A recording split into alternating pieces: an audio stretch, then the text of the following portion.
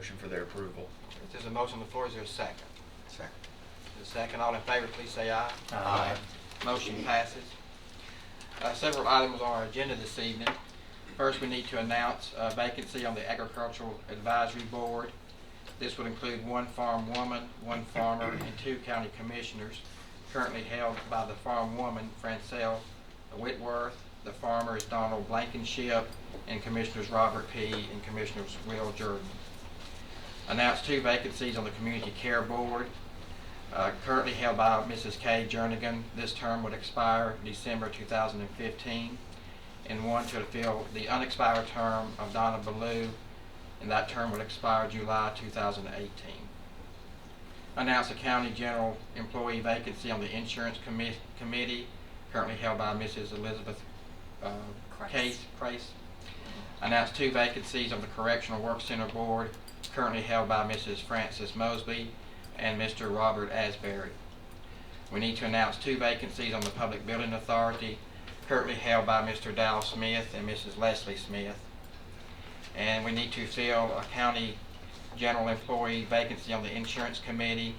This will replace Mr. Virgil Gammon, and this term will expire in January 2018. We do have 4 applicants: Mrs. Diane Chapman, Mr. Joseph Hafner, Mr. Brian Gaither, and Mrs. Julian Bratcher. We would like to invite the candidates to address the committee and take any questions that we may have. Is Mrs. Diane Chapman here tonight? No, Ms. Chapman? Okay. Mr. Joseph Hafner? Right here. Thank you. Welcome, and would you like to address the committee, make any comments? I'm Joe Hafner. Worked for the county since 1982 for the ambulance service the whole time. I did leave for a couple of years during that time. Insurance is a hot button issue, and I've been wanting to be on the committee for a while, but we've always had somebody from the ambulance service on there, so I didn't really feel like it was right to ask to double up. But I am interested in it. I feel like I can contribute to it, and I'd appreciate your support. Are there any questions from the committee? Mr. Hafner, you say you've been interested in serving in a long time. Well, I have. Why? I have. My question is why would anyone? Because I feel like it's our responsibility. I really do. And now I know there's been a lot of controversial issues.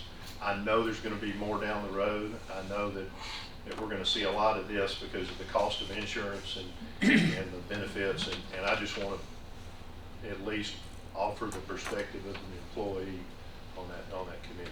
So that's your goal? That's to offer the perspective of an employee? Well, we're all taxpayers and we're all voters. So all of y'all and all of us represent them.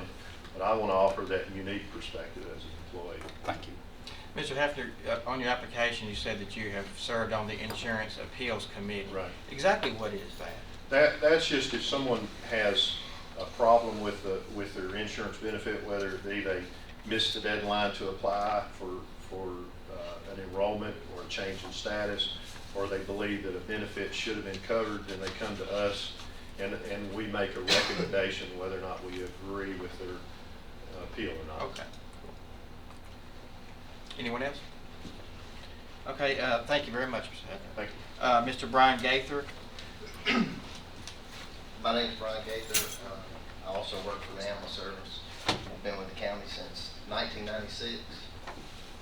And a lot of the same things that Joe said, he said them probably better than I could say them, but we've always had somebody on, or as far as I can remember, somebody from the Animal Service on the committee, and I knew Elizabeth was stepping down and, you know, had some interest in being part of the insurance process. Any questions from the committee? Thank you, Mr. Gaither. And Mrs. Julian Bratcher. Hi, I'm Julie Bratcher. I worked for Rutherford County in the trustee's office for 25 years. I work with a lot of different departments. I feel like I have a good relationship with employees. I'd like to represent them with their issues and concerns, and I would appreciate your consideration. Any questions for Ms. Bratcher? Do you have any background in insurance? I do not. And I have the same question for these other 2 guys. Not especially uniquely to insurance. I mean, just I guess a user of the benefit more than anything, but I have paid attention to it somewhat. No, sir. Anyone else? Okay, at this time, the chair will take a motion. Mr. Chairman, I move that we nominate all four and vote for one. Okay, is there a second? Second. Okay. Becky, when you're ready, if you're call the roll, please. Commissioner Johnson, Mr. Hefner? Commissioner McAdoo, Mr. Hefner. Commissioner P, Ratcher. Commissioner Phillips, I don't know. Mr. Gaither. Commissioner Stevens, Hefner. Commissioner Turner, Hefner. Commissioner Gooch. Mr. Hafner. Thank you. 5 for Mr. Hafner. Thank you, Mr. Hafner. Well, your name will be recommended to the full county commission next Thursday night. And I want to thank all the applicants for applying. I would too. It's really good to have good choices, and we had good choices tonight. Thank you for applying. And next, we have a report from our finance director, Ms. Lisa Nolan, on elected officials' accrued sick leave. Ms. Nolan. You've got on your pad, hopefully, email correspondence between me and TCRS, which, well, there's that. Then, this year, we also received a correspondence from TCRS, and it's mostly just kind of information to our office. And they follow up. Again, of course, this letter goes out to all jurisdictions. And in here, it kind of reiterates that employers may authorize service credits. However, elected officials or other employees whose pay is not affected, is not reduced when the official or employee is away from the office, are not eligible for sick leave credit at retirement. Now, I want to go back and explain to you on our elected official salaries that we pay the minimum salary, which means we have to pay that amount. Whether they are there or not, we pay the amount. So it cannot be used, from a TCR perspective, we cannot use the balances for sick leave credit, for credit for service is what it is. So then that leads into why do we do it? And I'm not sure why we do it, if this is not the reason why we do it.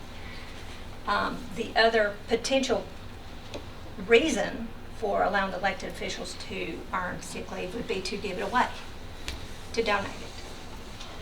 Our policy in the county's handbook is that to protect the employees, we make sure that they cannot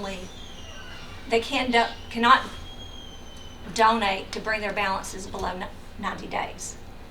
For an elected officials to accrue 90 days, they have to be in office 7.5 years and not take any leave off. So that's an option. Doesn't that lead to an accounting issue, though? I mean, how would you reconcile the different pay, It right? leads to an accounting issue. Not an accounting issue. It's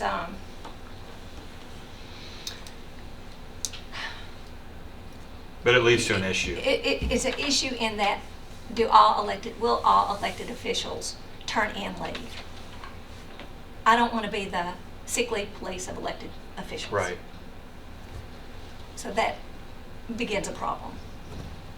Well, I guess the other thing, at least for me, unless I'm completely misunderstanding you, is that opens up a whole Pandora's box if someone's got a ton of PTO accrued to somebody in their department and it's election time and all of a sudden those people are short PTO and I'll wink wink give you some of my PTO. Now I'm not saying that would happen, but I'm not I agree. gonna pull, I want to make sure that there's always possibilities that somebody abuses that. So what would we do if we went that route? How would we, I guess there's no way to prove that, but I don't even want to get to that point. Well, it's where not, that's because even an an elected option. official could easily say, well, I wasn't sick, I was on vacation. It wasn't sick. That's where I see a problem. Yeah. Now, we can account for, given the day, and we can account when the elected official turns in leave. But I don't want to be the one that says, hey, your department Yeah. has said you're not there Right. and I don't have leave. I don't want to have that responsibility.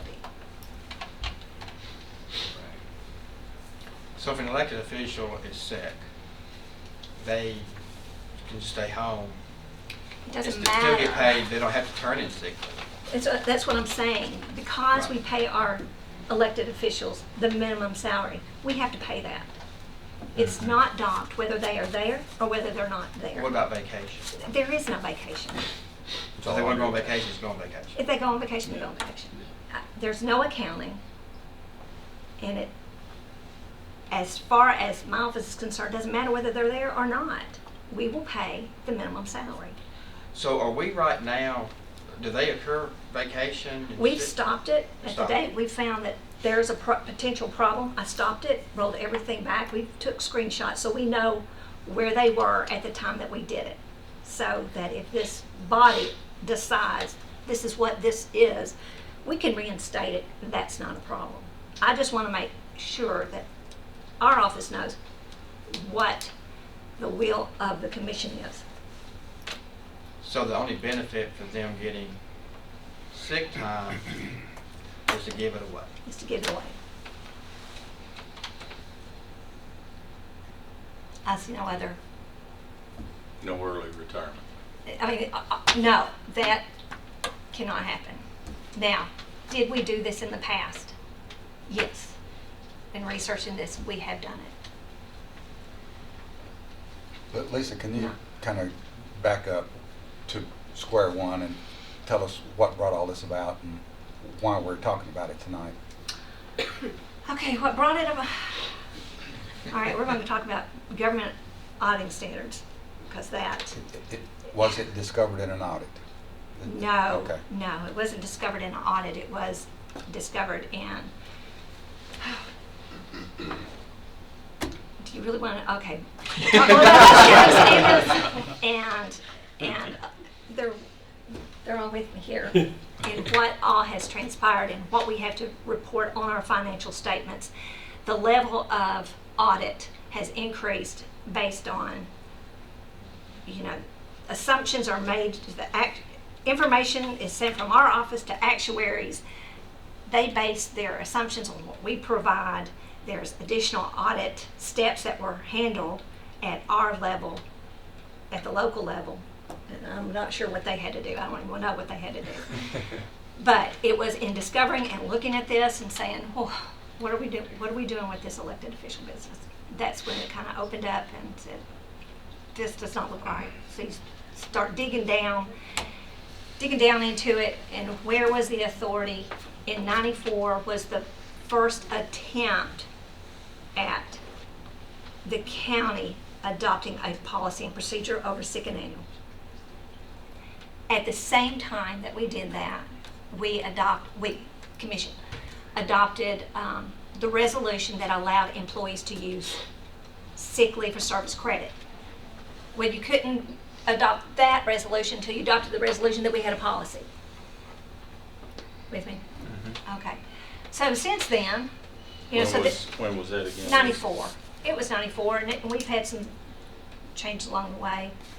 But that was a policy, and on the bottom end of it said this policy is for elected officials and department heads.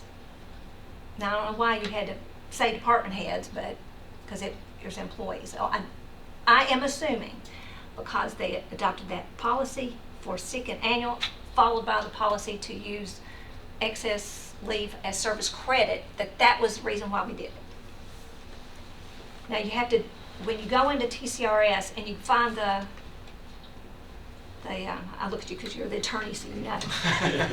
The code, yeah. Thank you. The code, and where the code that is referenced when we adopted that, you go back into the code of the definitions that says what an employee is, and elected officials are specifically defined, and this particular one applied to employees.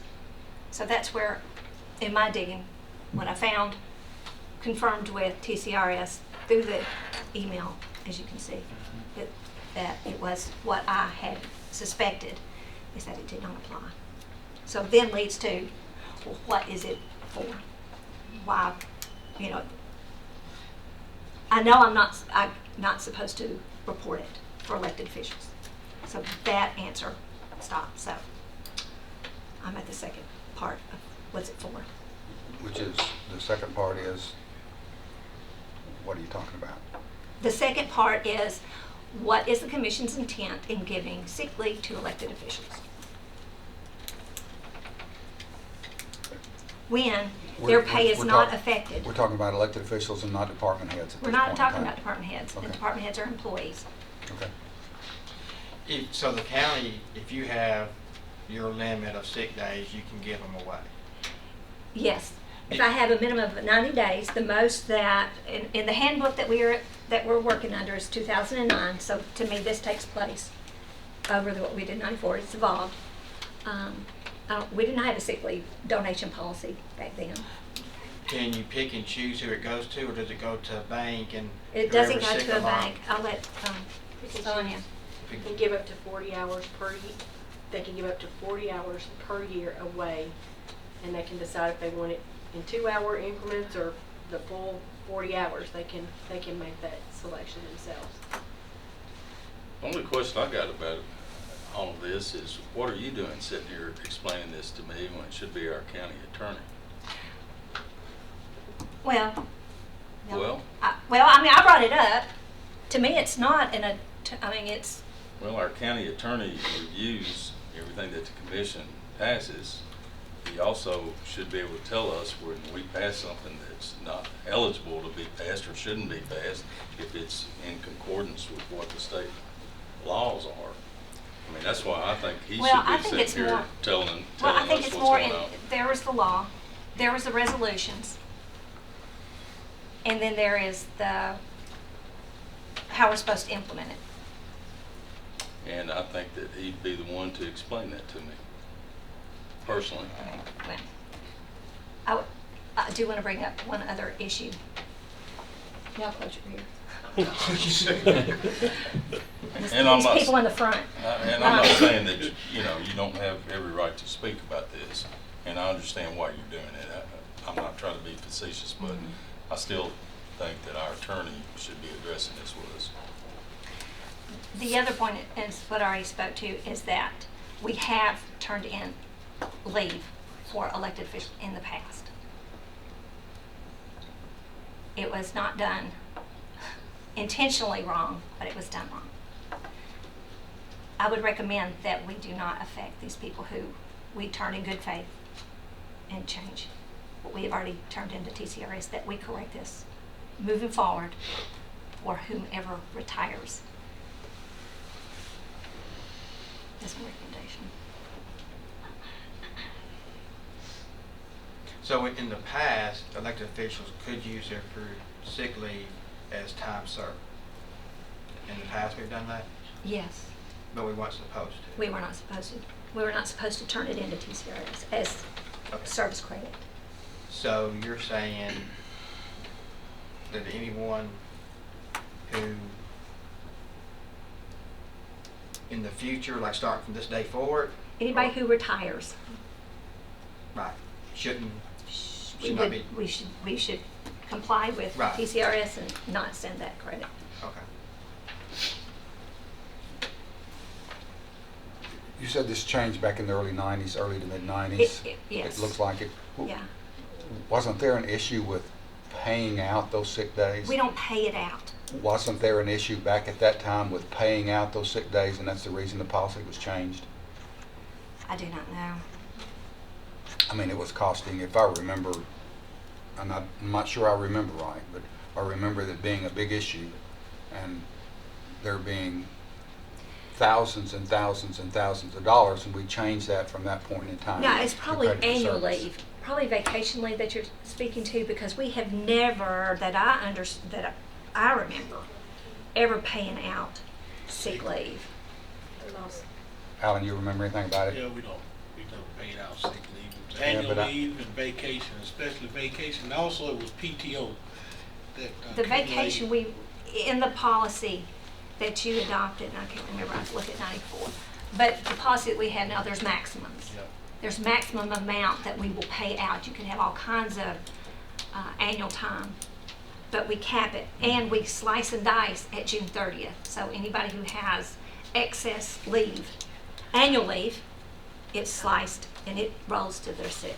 Sick leave never was an issue. And sick leave never was paid out.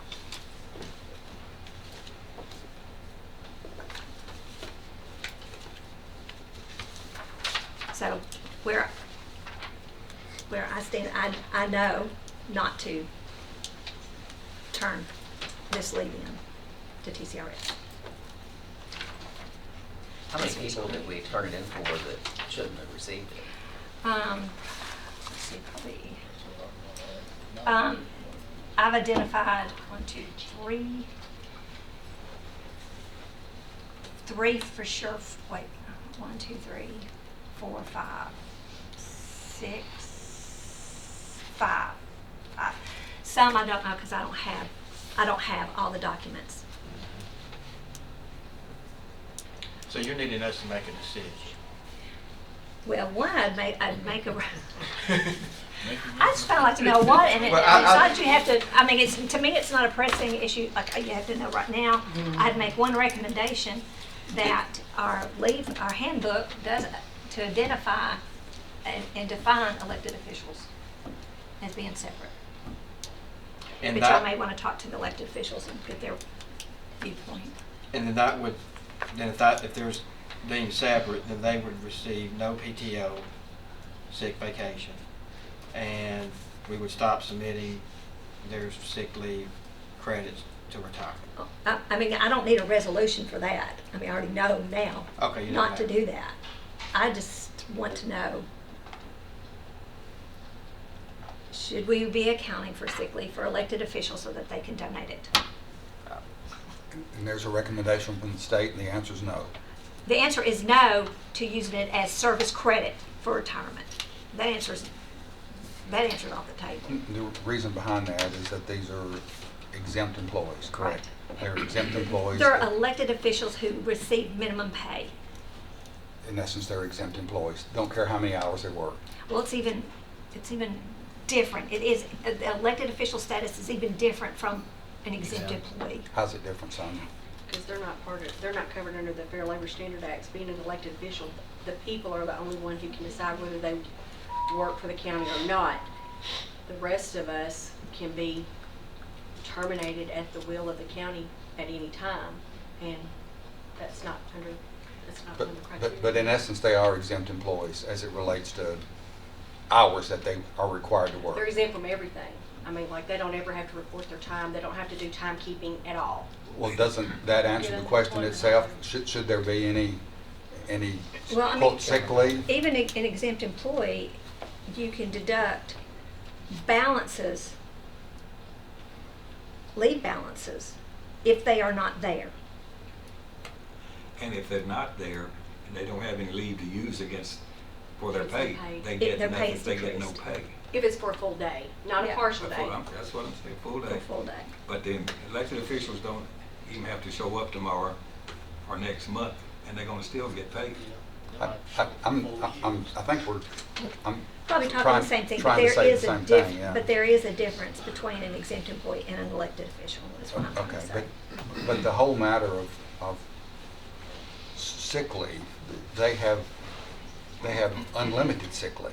So it shouldn't They be, have unlimited leave, it shouldn't be defined as this. And that's what you're saying? yes, Okay, that's what I'm saying. thank you. And just an extension, and potentially they could every day give somebody PTO, correct? If that individual was below their, Well, I mean, you're now saying can an elected official give somebody time off? from there, From like you just their said, leave? our decision would be If to it's- determine whether or not. If you're saying you want to give them sick leave for every day, for every month that they serve,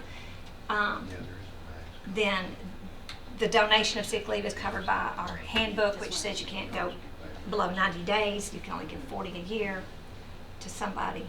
Or to Yeah, that's multiple kind of what I'm somebodies. looking for, because I don't want it to get to the point where you know, they're just able to do that. I don't know if that's where Jeff was going or not, but I'm not super comfortable with the idea that the only thing we need to decide is, hey, can they keep giving away their time, right? I mean, I guess essentially that's what Well, I mean, the end argument is here is, do we want to go ahead and let them keep doing that, or say we don't agree with I'll that? leave it to y'all. Right, that's what I mean. It's more rhetorical than anything. Is that's the decision we're left with, is do we want to allow elected officials to do that? Has there been any conversation with these people to see what they, I'll leave that to y'all. That's them to y'all. well, I would kind of like to know their opinions on this, since they're the ones affected. Well, Ms. Dauburn and some others are back there. Please. Ms. Are there any Brown. elected Lisa's right there. officials that would like to speak to the issue? Just Well, Lisa? As far as an elected official, they're right, we don't clock in and out. Lisa, it might be good, you're on camera to tell the folks who you are. Hello, I'm Lisa Kroll, and I'm the Rutherford County Clerk. Thank you. Thank you for letting me speak. No, we don't clock in and out, but our hours are totally different than a standard county employee.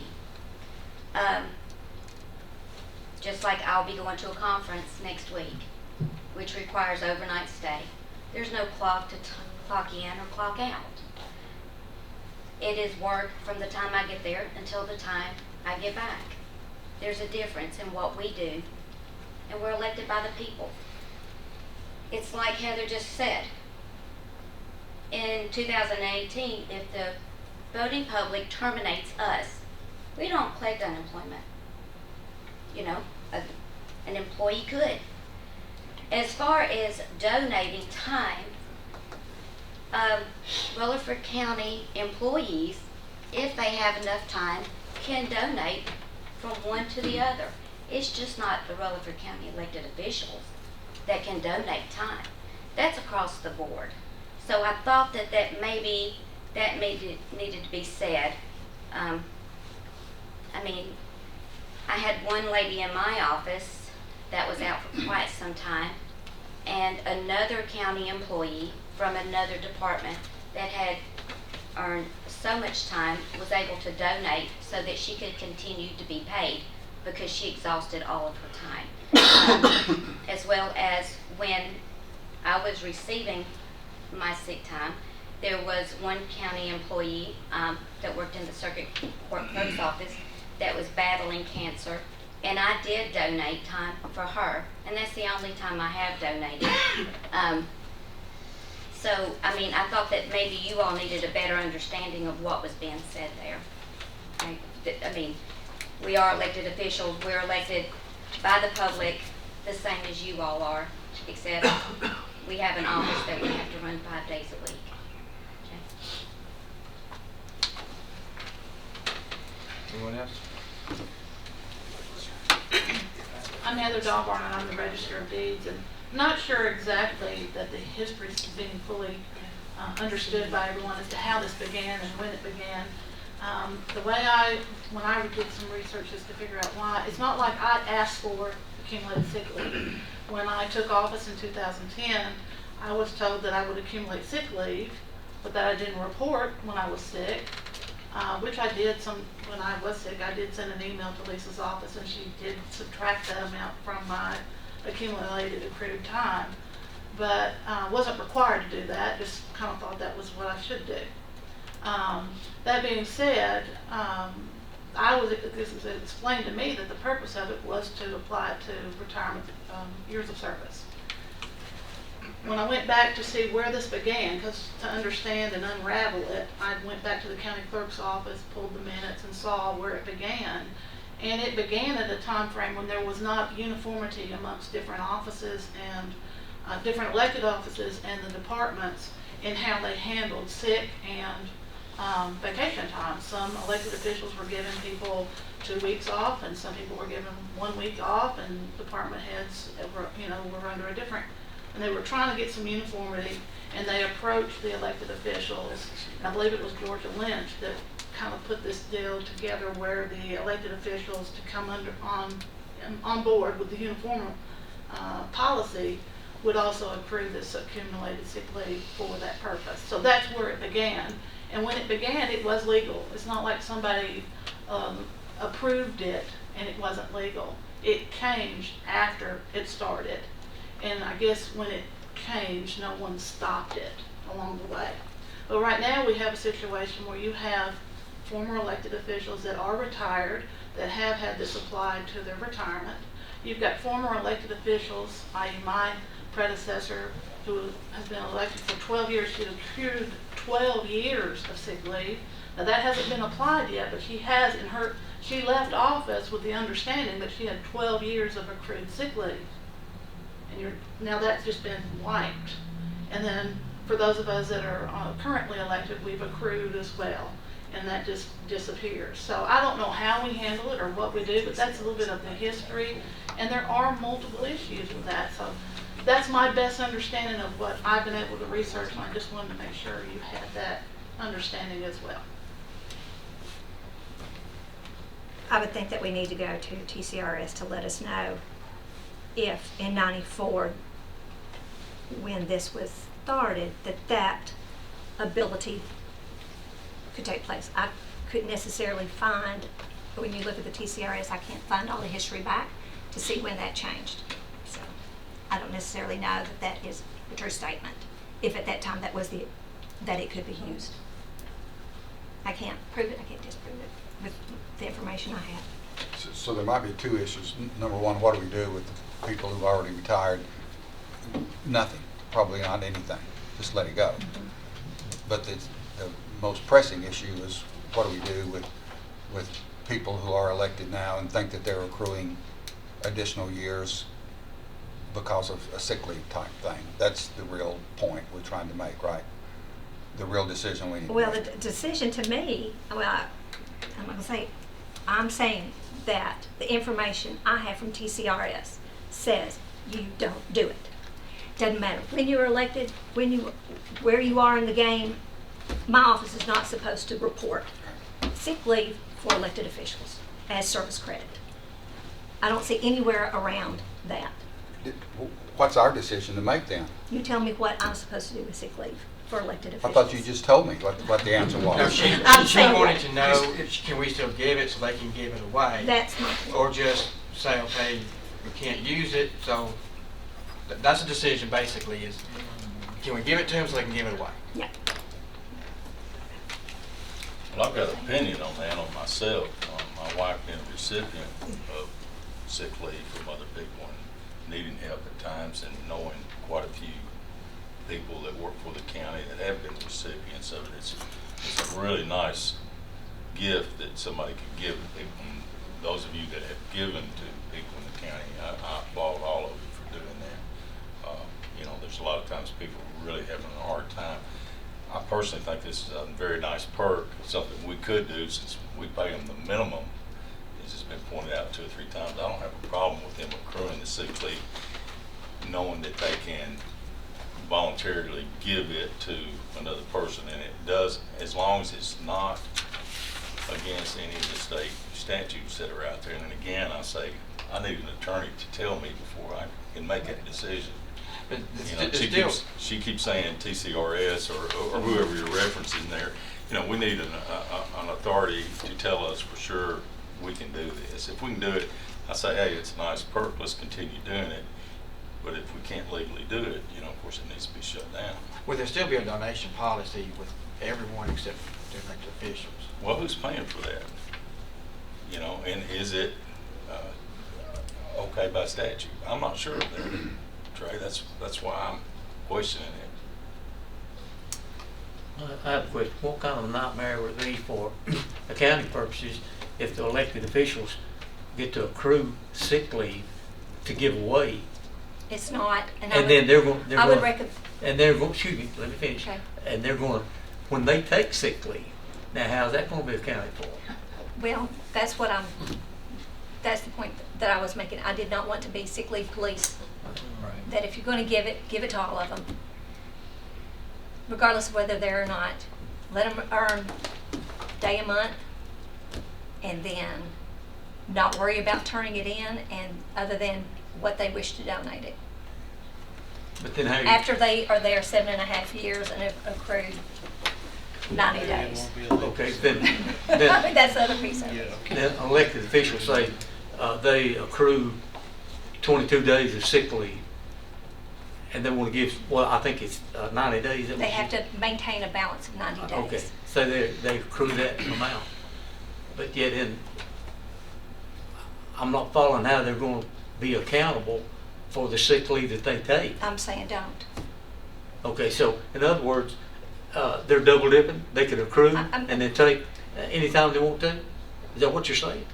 I'm saying, regardless of whether they're there or not, we're going to pay the minimum salary. So I could just say I'm not sick, I'm taking annual and never use. I just don't want to get in that situation where one person turns this stuff in and another one does not. We can't be held accountable. They cannot be held accountable for time not on premises, whether it's annual leave, vacation, or sick. They have to be paid that minimum salary, period.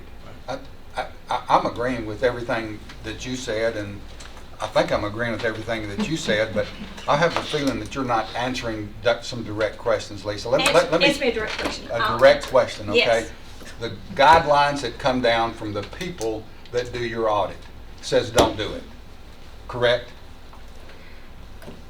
It's not my auditors, but the Treasury Department says don't do it. Is that a yes? Yes, that's a yes. Okay, then that, Officials say I cannot turn it in. that should be the answer right there. It just should be the answer, and that should be the end of it.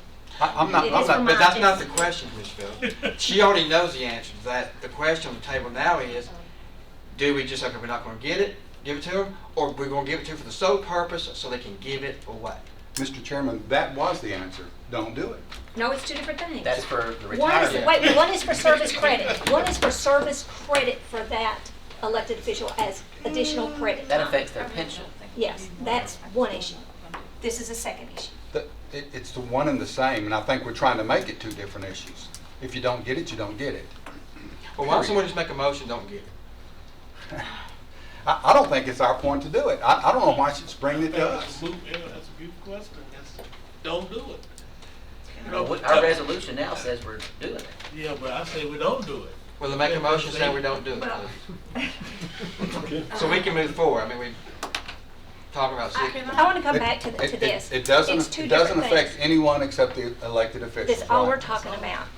And I already have the people who, we are part of the Tennessee Consolidated Retirement System. We are under their rules. Their rules say elected officials, sick leave that they get does not, should not be turned in and treated as service credit. I have a year's banked of sick leave. It's if I worked another year. That's that purpose. That's what I'm saying, that is one issue. The secondary issue is why do we give it?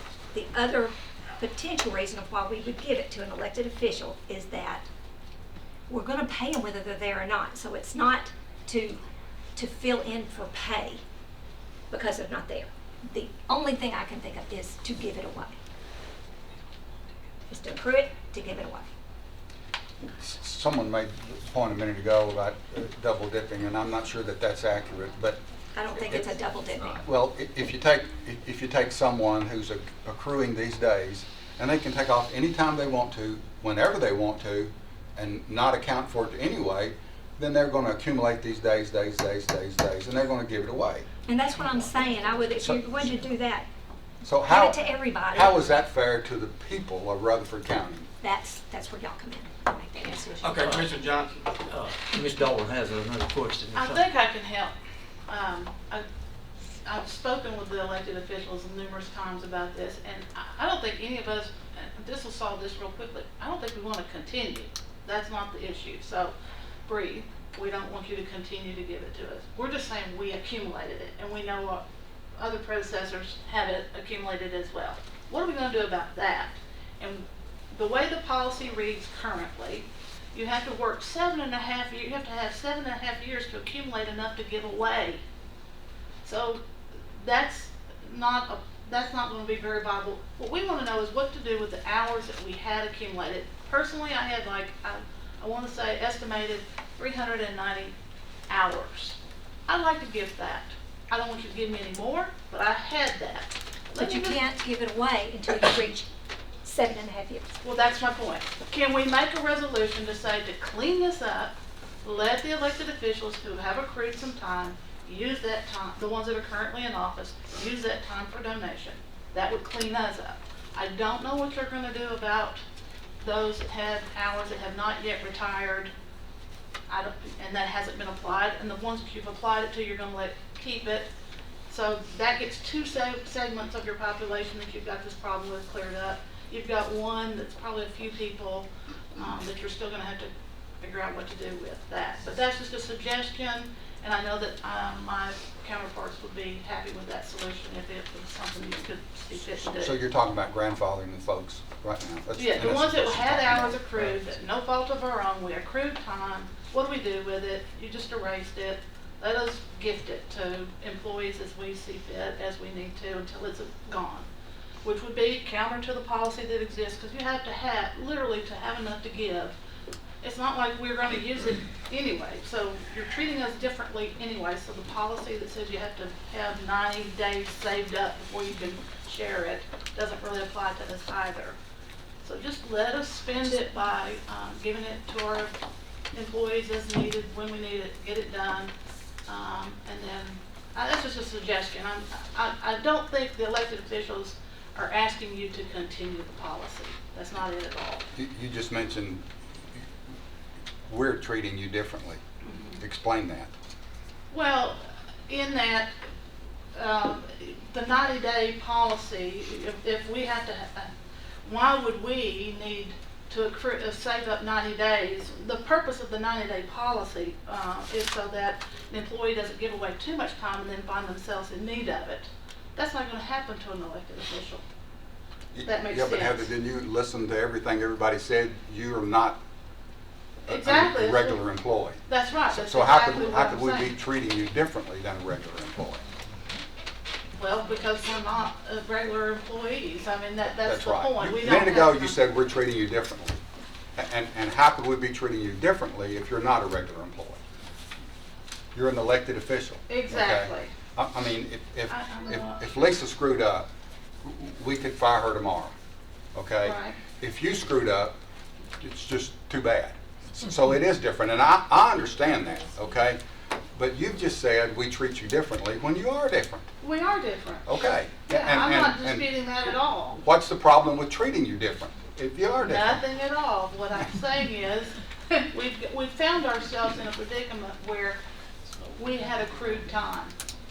I mean, I didn't ask for it, I accrued it. I think your compromise is probably a pretty good one, and That's just a the grand- suggestion to think through. Thank you for your grandfathering, comments. Thank you. I think it's a pretty good one. I may have a problem with people who were elected for the first time last year. Maybe that's too quick. You want to get into that kind of a thing 1 year, I'm not real sure. Do you have a motion? I don't know. Robert Stevens, you have a I was motion. gonna make a motion. Sonia wanted to speak, say something. I don't Sorry. want, I mean, I wanted to make sure I understood what Ms. Dahlborn, may I ask a question? Go ahead. Well, let's see if Robert has a motion. I was gonna make a motion that we end the accruing the sick leave for the elected officials. Is there a second? Second. There's a second. Is any discussion? Hearing no discussion, all in favor, please say aye. Aye. Opposed?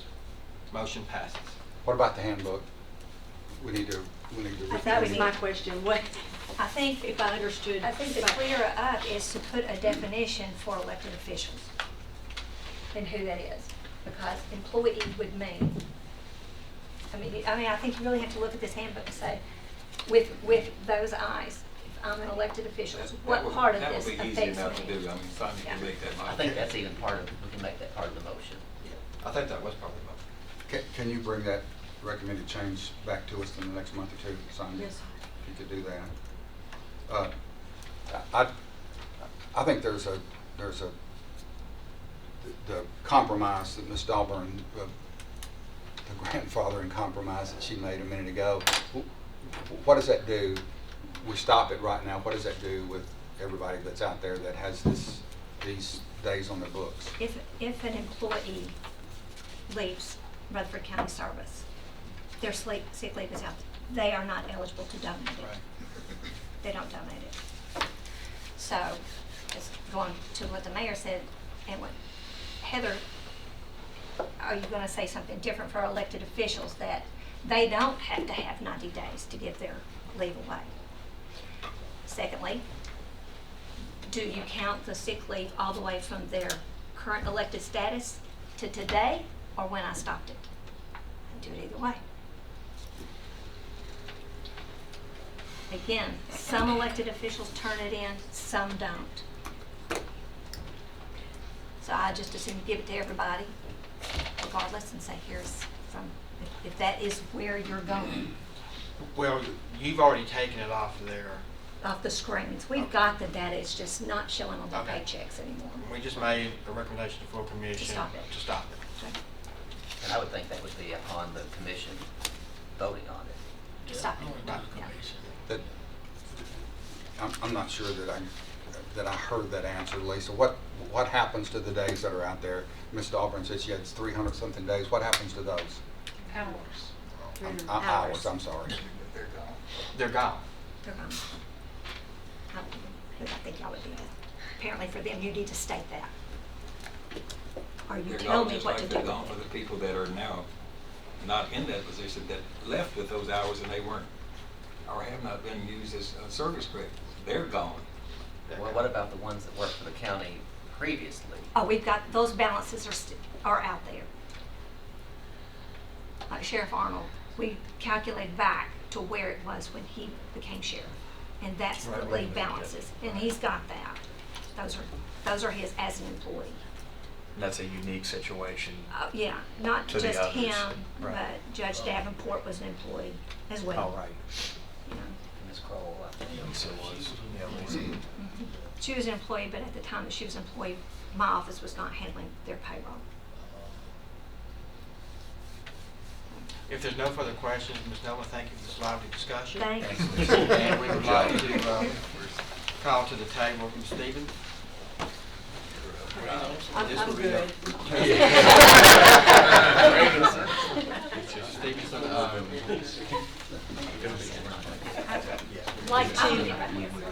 I would like to ask to the table members from TCRS to come forward, and I'll introduce them as they come. First, we have Karen Curtis, and then Melissa Davis, Casey Lance, and Josh Thomas. During the budget process, there was a discussion around our current pension plans and what our pension liability, what the package was that we had, that we were currently offering to our employees, and there were questions on ways that we may be able to reduce our liability. I think there was some questions, you know, could we go to a straight DC plan? Could we go to a hybrid plan? What are our options? At one of the steering committees, I did a PowerPoint presentation, and I also sent that to each of the members at this table, the PowerPoint presentation that I presented to this body. I forget, was it last 2 months ago? I was trying to remember exactly what it was. And for them to be able to review, to, you know, in the event that I misstated, not intentionally, that they could correct that, but I hope that there were no misstatements since I used their expertise to create it. And then there were questions posed by the steering committee, and even I polled the other commissioners if they had additional questions, and I had a couple of questions coming in after the steering committee from other commissioners. I sent those questions to the team, and they are here today to answer some questions, just to talk to you openly, answer additional questions if they can. So I'm going to turn it over to them. If at any time you need to reference something on your website, just tell me what you want. I can pull it up. They're all yours. One thing, Mr. Chairman, if I can real quick, I think we need to make perfectly clear, and anyone up here on steering is welcome to correct me, any of the commissioners in the audience. This is not affecting employers that are hired right now on this date. This is for all future hires, because I've gotten several phone calls from individuals. I want all the county employees to know this is not for folks that are already hired right now. This is for new hires. Because I've had several people call me thinking that tonight we're literally taking away their pension plan from them.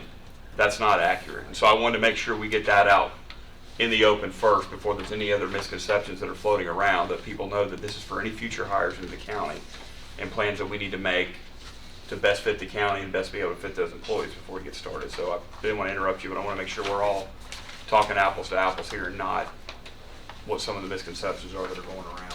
And I think where some of the concern comes from that, and I expressed that with each of the members of TCRS, just to help explain, to make sure that I was visualizing it right in my head if I understood it correctly.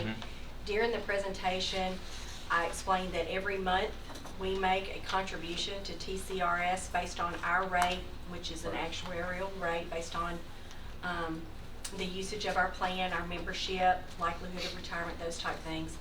We make that monthly contribution to our plan to make sure that it's there for future liabilities, right? And I think where some of the employees are concerned, and what I expressed to you, is that if, let's just say we went to a straight DC plan, okay? Would not be my preference, but let's just say that that's what the body decided they wanted to do.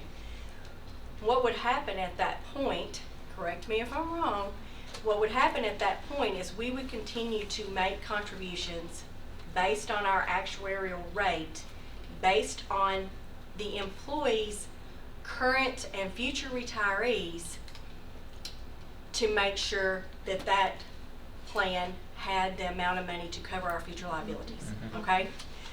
So currently what we do is when a new person starts, we make a contribution monthly starting after their first month of service. They start on November 2nd, December we start making a contribution for them, okay?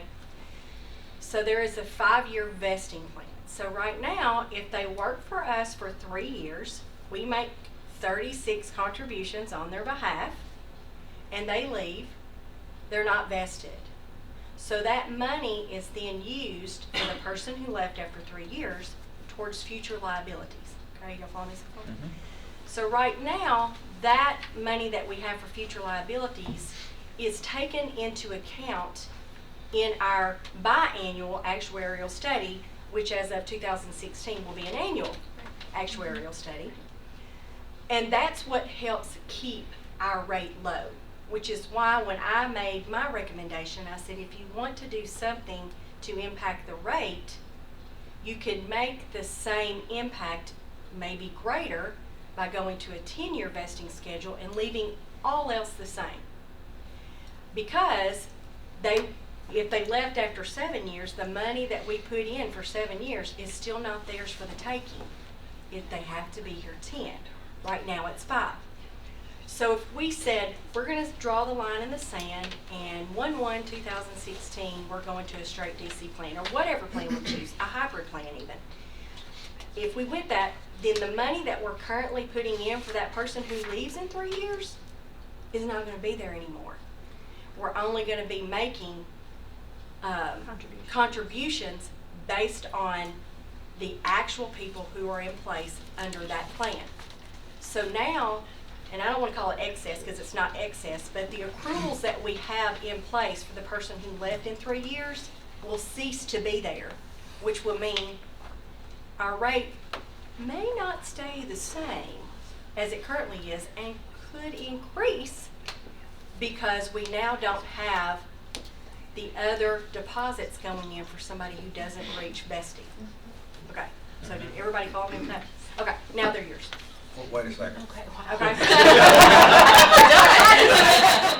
you, everybody.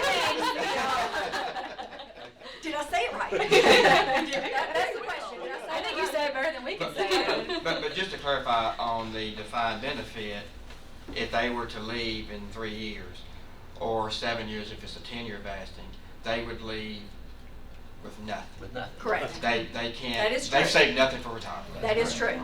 That is true. Commissioner Turner, But it is a reward-based program. Excuse me. Commissioner Turner made an analogy that related to now and in the future, and there wouldn't be any changes. What about those that are fairly young, under 25, and only been with the county for a year or two? They're not vested. So where would they go? They would stay with under our current plan. Whatever date. Even though they're not vested? Correct. Wherever they start, because we're already making contributions. So wherever they started, if they started December 31st. 31st, yeah, if they started December 31st, 2015, and the line in stand was January 1, 2016, they're on our legacy plan. With a 5-year vesting. With the 5-year vesting, they still have to meet the requirements to take it, but they're still on the legacy plan. If we changed it to 7 years, would they remain 10, on you 5? can only do 5 or or 10. Well, No, if we they would changed- stay on the 5. Whatever plan, the plan that we are on now, the legacy plan, the plan that we are now, anybody who is an active employee until you draw that line stays on the legacy plan. So you got a one-year employee, a young employee, just starting their career and they're in their early 20s, and they've got a 40-year career, so the next 40 years they'll be under the old, what will become the grandfather plan. Correct. That's why the impacts that you're hoping to see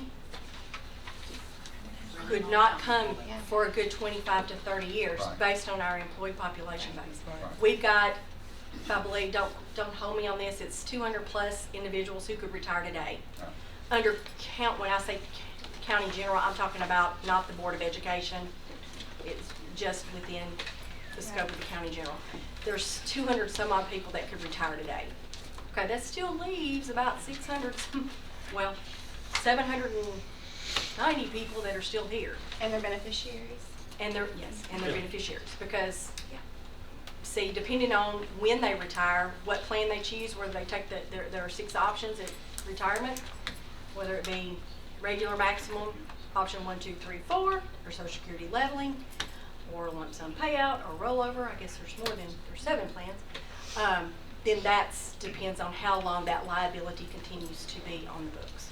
Right. So that 40-year employee you mentioned that's 20 years old now, he'll be able to retire within those 40 years, but the benefit could far outlast his lifetime if he chooses a beneficiary. It will then be paid to that beneficiary for their lifetime. Yeah, but my real question was that related to the vesting deal. So even though you're not vested, you're going to be grandfathered. Yes, sir. Really? Yes, sir. Commissioner Stevens. Ms. Dahlberg was raising her hand a minute ago. I wanted to see what her question was. It was just to point out, if you're considering changing the vesting from 5 to 10, how that affects elected officials that are on a 4-year cycle. That would mean an elected official would have to be elected for 3 terms before they could become vested. Just something to consider. That would have a great impact on us. Was it Ms. Curtis who you want to start the conversation? I was. Okay. Sonia was doing such a I'm wonderful good. job. I'm good. Okay, so we handed out a few handouts to you this evening. The first one is just the front and back, and the second one is a PowerPoint presentation. Is any of that going to be up there, the screen lock, so I want to make sure we can see it? No, Okay, it's just I the just want to make handouts. sure, okay, thank you. So Sonia gave us a copy of the PowerPoint that she went over with you guys a couple weeks ago, and I went through it. And everything that I'm pretty much going to reiterate is what she went over in this packet. So she's done a really good job of educating you guys about what's going on. But this first page here, what I was going to do is just kind of do a brief outline of the difference between the legacy plan and the hybrid plan. I kind of get the feeling that you guys are leaning, if you're leaning towards anything, leaning towards either doing the hybrid plan or doing the DC plan. So I was going to kind of focus on the difference between the legacy plan and the hybrid plan. Just to kind of give you some history behind the state and teacher hybrid plan. Of course, that started in 2014. In July 1 of 2014, the state started a state and teacher hybrid for all new state and teacher hybrid, or new state and teacher employees that came in after that date. And of course, they opened that up to local governments to be able to take that plan as well. The new plan went into effect because the state wanted to be able to continue to provide a benefit that was sufficient for its employees. And we've been providing that benefit for a long, long time, for many, many years, and we want to continue to provide that benefit. So that's why the change That's why the hybrid was made, to be able to do that. And we want to make sure that everybody has a reasonable standard of living and can be able to maintain after retirement. So that's kind of some history behind why the hybrid was developed. For local governments, as yourselves, when we recommend the hybrid plan, we usually recommend the state teacher hybrid plan for those over 100 employees. You guys have well over 100 employees, so this would be an option for you guys if you chose to remain in TCRS, but lower your cost to do so. Okay, so some brief things here. Legacy versus hybrid. When the benefit is calculated, there is a formula that we use, and we use a multiplier. For the legacy plan, that multiplier is 1.575. So we take your years of service and we multiply that times that multiplier times your average salary, and we come up with your benefit. So for the hybrid plan, that multiplier is decreased to 1%. So the benefit for the employee is going to be lower than it would be under the legacy plan. The retirement for retirement eligibility is going to be different. So for the legacy plan, 60 years of age invested or 30 years of service regardless of age is what you have to have a service retirement, which means your benefit is unreduced. It's a full benefit. Under the hybrid, that requirement increases to 65 years of age or the rule of 90, which is your age and your service equal 90. So not only are they going to make less, they are going to work longer. Okay. Early retirement in the legacy is 55 years invested. Early retirement in hybrid goes up to 60. So you can see that they are going to be working longer. Both plans do offer the 5-year vesting. I know that there's talk of the 10-year vesting. I did speak to our actuary yesterday about the 10-year vesting and how that would affect a rate. And at this time, since we don't have anyone doing 10-year vesting, there's no way to know. There's no way for him to know. So I couldn't, I was hoping to be able to bring you some kind of idea tonight, but unfortunately, we just haven't had the scenario yet where we are able to tell how that will affect the rate or how quickly that would affect the rate. So you guys would kind of be groundbreakers on that if that happened. Well, and I just out that option. Just threw out what my point was in saying that, not necessarily, is that we have options within our existing plan. Right. And that was just the easiest, because vesting's always the easiest. You can change the multiplier, you can change the benefit improvement. My point is that there are other options that we have that can make an impact equally as well, to stay within something that gives the employee a pension, Right. as opposed to going to a straight DC plan. And we would definitely want you to explore. We want to make sure you're exploring all your options, and we're giving you all of the information that you need to make the best decision. So, for the COLA, COLA is the cost of living adjustment that's given to retirees once they've been retired a full year, and from that point forward. That's optional for political subdivisions in the legacy plan. They can choose to offer COLA or choose not to offer COLA if they're in the legacy plan. Under the hybrid plan, it's mandatory because the benefit is low, so you must offer COLA for those individuals. And the COLA is based on the Consumer Price Index, and so they look at that and say, based on somebody who's on a fixed income, what is their ability to maintain their livelihood?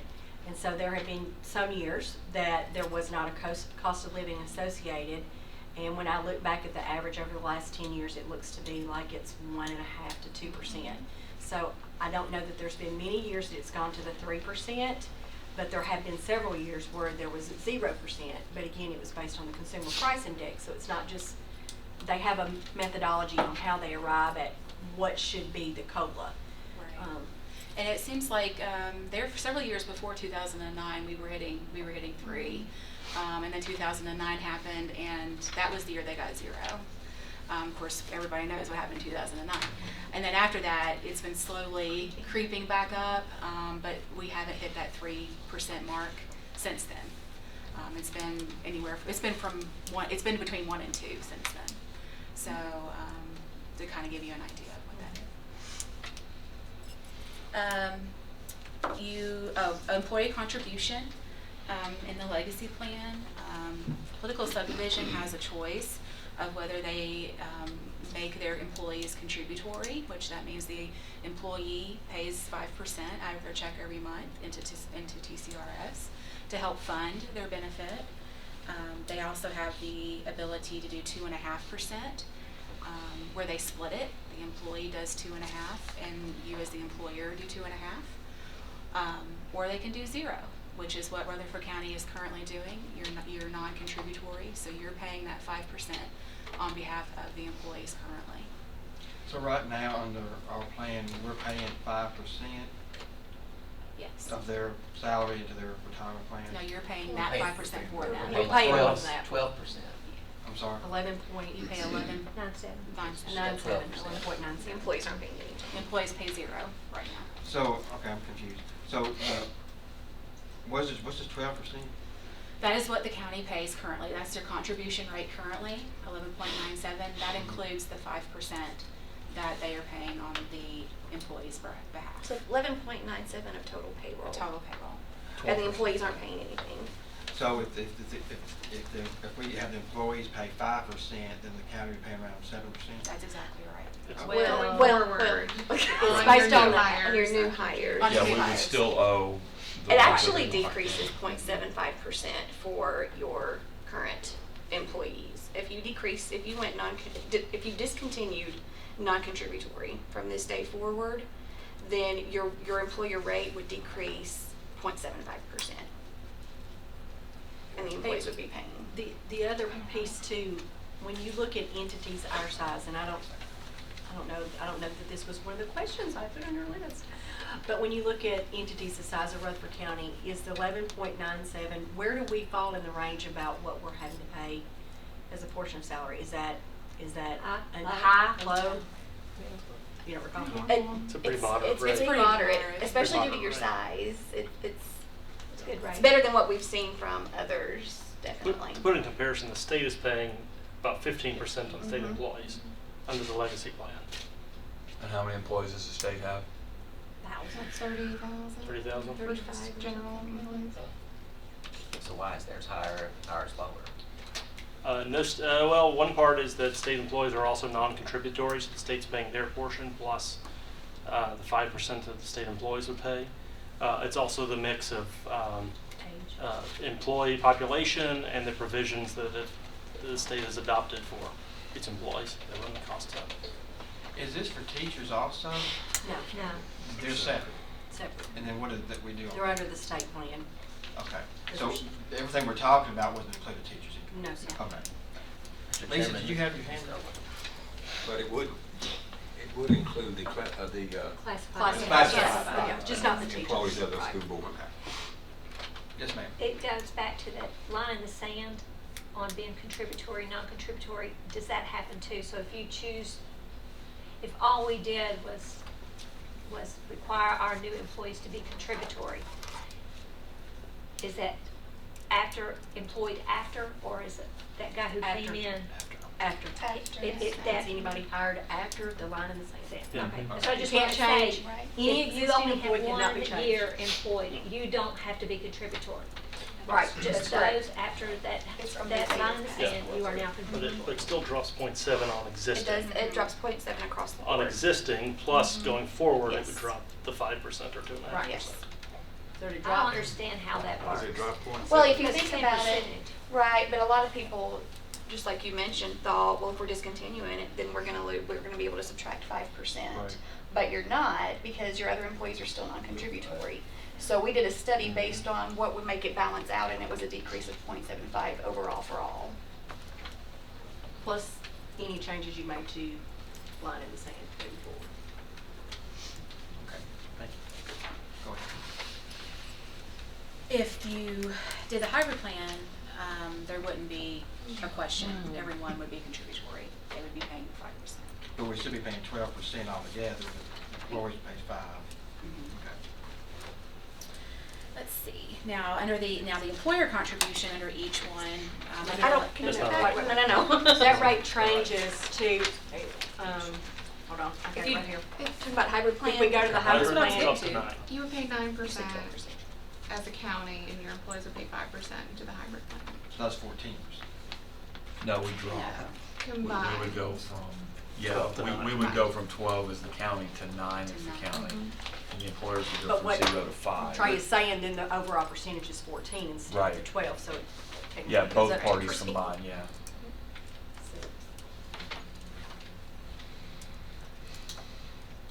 Okay.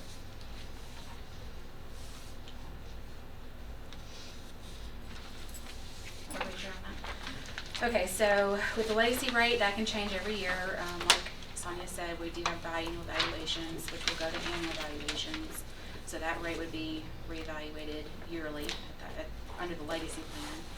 The hybrid plan, the 4% would be the employer going into TCRS, and this is where the 9% comes from.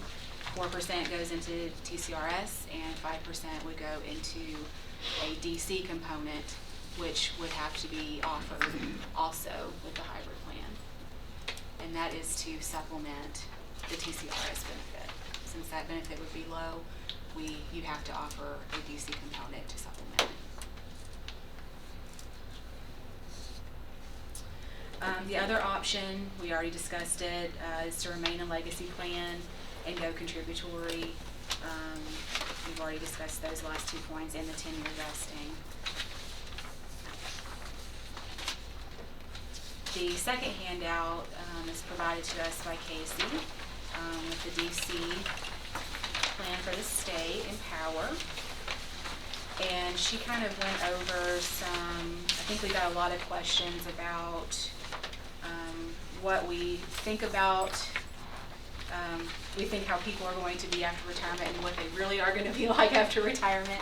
And so these slides kind of give you an idea of what people are truly looking at as after retirement, what the numbers look like, versus what we actually think it's going to be. And so Casey is here to answer any DC questions that you might have.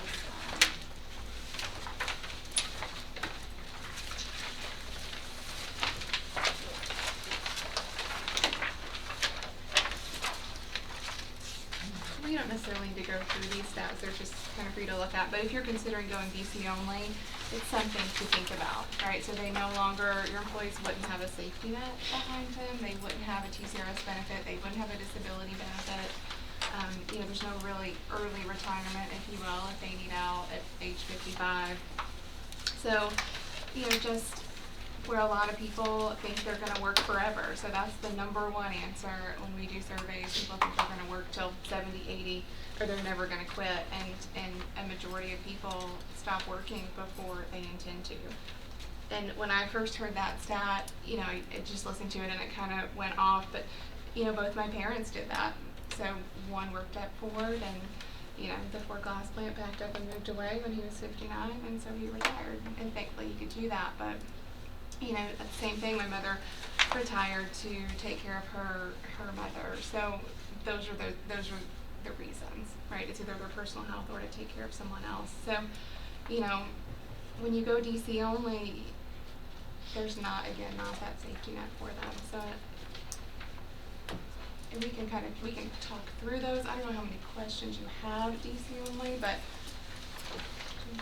Yeah, I'm sorry. Well, I guess my question was, is a DC basically like a 401k that a lot of businesses offer the employee? Employee makes a contribution, the employer may or may not match it, and it's invested in the stock market. You can kind of choose where you want your money to go. it is. And you can't retire to 59 and a half or something. And Well, you just depending can't on how retire much until money you you have have enough in it. money, Yeah. right? And until you're comfortable. But yes, and that's another point too. At a certain point, you want your employees to be able to retire when they are ready to retire, or when potentially you're ready for them to retire. And if they haven't hit that mark or they're not comfortable, they're gonna keep coming to work. And you've got to base that on, it's kind of like a savings account with a DC plan. you know, yes, they can make a lot of money if the times are good and it's invested properly and somebody's managing their account for them that they have. There's several different options with the DC plan. You can go into a fixed plan, which the highest fixed rate that I could find is 3.5, and I think the DC with Great West is 3.2. Is that right? And so, you know, that can change depending upon when the contract says. I think in 2020 it's going to be reevaluated with Great West. So it may, they could say I want to go to 3.5, or they could say I want to go to 3% at the fixed rate. So whatever point they come in. So it's kind of like a savings account. If they're on that fixed rate plan, you put $100 in. Well, guess what? You only got $100 to take out, and whatever 3% interest is accrued over that amount of time. The other option with the DC plan is the 401k, like you mentioned. If you've got somebody managing the account for you, or you've got the skill sets to manage it, yes, there are some individuals who can do well with that, provided that the stock market's good. But just like when the stock market says it's crashed and burned, and you've just lost X number of dollars, that person on a fixed income is losing X number of dollars. So once they withdraw everything that's in that DC account, there is no safety net. It's empty. It's gone. It's done. And so the reason that I guess I feel so passionately about staying with something that's part pension, even if we don't stay with the legacy band, is to give them that little bit of cushion to buy groceries and pay the electric bill should the stock market crash, because going to a straight DC just concerns me for our employees over the long term, you know, years down the road. So that's kind of where my heart lies with that, is that I understand that we want to do something to offset, you know, future generations, and we want to be responsible with the money, but I also want us to be responsible with the lives that we already have in place that we're responsible for now. So that was part of my reason for the DC. They may have. So one thing I'd like to talk about for a second. So I'm in a different piece of the Treasury Department. They do the smart work in the department. Let me make no bones about that. I'm in our outreach division, so it's sort of comparative government. I spend all day, every day talking to mayors and boards and commissioners about their TCRS involvement and trying to help them. And so I can give you some sense of what we've seen. There are three things. We at Treasury, obviously we're not here to help to tell you what to do. Ultimately, you guys are the policymakers for your county. They have to make the best decisions for you. We can give you, because we've got some 400-something agencies in our TCRS program, we can give you the wisdom that comes with dealing with everyone who's and the challenges that they've encountered. Three things that we think you should think about when you think about your changes to TCRS. Number one is sustainability. A good benefit is a good benefit so long as you guys can afford it. And so it is something that, as you guys as commissioners, as you guys come around summertime and are having to put together the budget, you certainly have to think through the affordability of the program that you have. Also, providing the second one is providing a good quality benefit to your employees. A 30-year sheriff's deputy deserves, in our opinion, a good solid retirement for their golden years. We think that that's also important to think about. The third one to think about that a lot of people don't think about is recruitment and retention of employees. TCRS is one of the largest drivers in recruiting and retaining employees in the state of Tennessee. This is a program in which, in fact, we're very proud. It's one of the best run public pension programs in the country. That's not us saying it. We win national awards on this year after year. It's one of the highest funded programs in the state, in the nation. We read every day about Kentucky and Illinois and these other pension plans.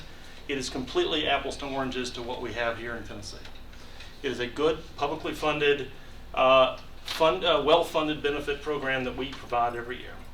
And we, not only in Treasury, but here in the state, are pretty proud of it, frankly. I do want to talk about the three programs sort of that have been laid in front of you. First of all is what we call the legacy program. There's what you guys have. There is, should you guys want to look at options, there are options within what you currently have. The first one is going contributory. Either 2.5% or 5%. Your drop for new employee, your rate drop for new employees going forward. Obviously, you enjoy a 0.7% drop immediately. You enjoy a 2.5% to 5% drop going forward for new employees. We're very candid about that. Under none of these options do you see savings immediately, serious savings immediately. If your youngest had a city that was looking at making changes, and I was talking to the mayor, and I said, who is your youngest employee? It was a sheriff's deputy at age 21. And I said, all right, you're sheriff's deputy. So if you dropped out tomorrow, because he's in the system, for the next 30 years, you'll continue to pay him benefits, or continue to pay for his retirement. You'll go on to pay benefits another 25 years beyond that, 30 years beyond that, should he live. And then a survivor benefit above that. So if you drop out tomorrow, understand that you still have another 60-year relationship with TCRS. Is something I think everybody needs to understand. And depending on your turnover is depending on when you actually see any savings. So first of all, under your traditional legacy plan, you do in fact have options between vesting, looking at the provisions you've adopted, and or simply going contributory. You do have cost-saving options there. Hybrid is something we came across. One of the reasons it was created, I can tell you, had a unique role in its creation, because at the time I worked with the treasurer when we were getting it passed to the General Assembly, and we had people who thought that we should never change a public benefit and could never touch it, and we had people who said, let's eliminate entirely. And the treasurer designed a medium plan that the state could afford long term, that still provide a solid benefit to our employees. That's why this was the compromise plan that we created, that is self-sustaining, and it locks your costs in as a county government at 9% in perpetuity for new employees. Never goes up, never goes down. You can always expect it. When you hire a new employee and you add their health insurance and all the other, all you do is add 9% at the bottom. You know what their package looks like. And then DC. DC is clearly, depending on how you structure it, it can be the cheapest option that you've got in front of you. One concern that we'd like to put on your radar is, in fact, recruitment and retention. If you are Rutherford County and you are surrounded by higher ed and local governments on all sides of you, we can tell you from other governments around you, within 3 or 4 years, you will begin to have significant retention and recruitment problems. I can tell you we have a city government in East Tennessee who went to hire a codes enforcement person. They literally offered $12,000 more than the job he was currently at. He finds out they did not have TCRS. He said no. They went on to having the 6 people say no for the exact same reason.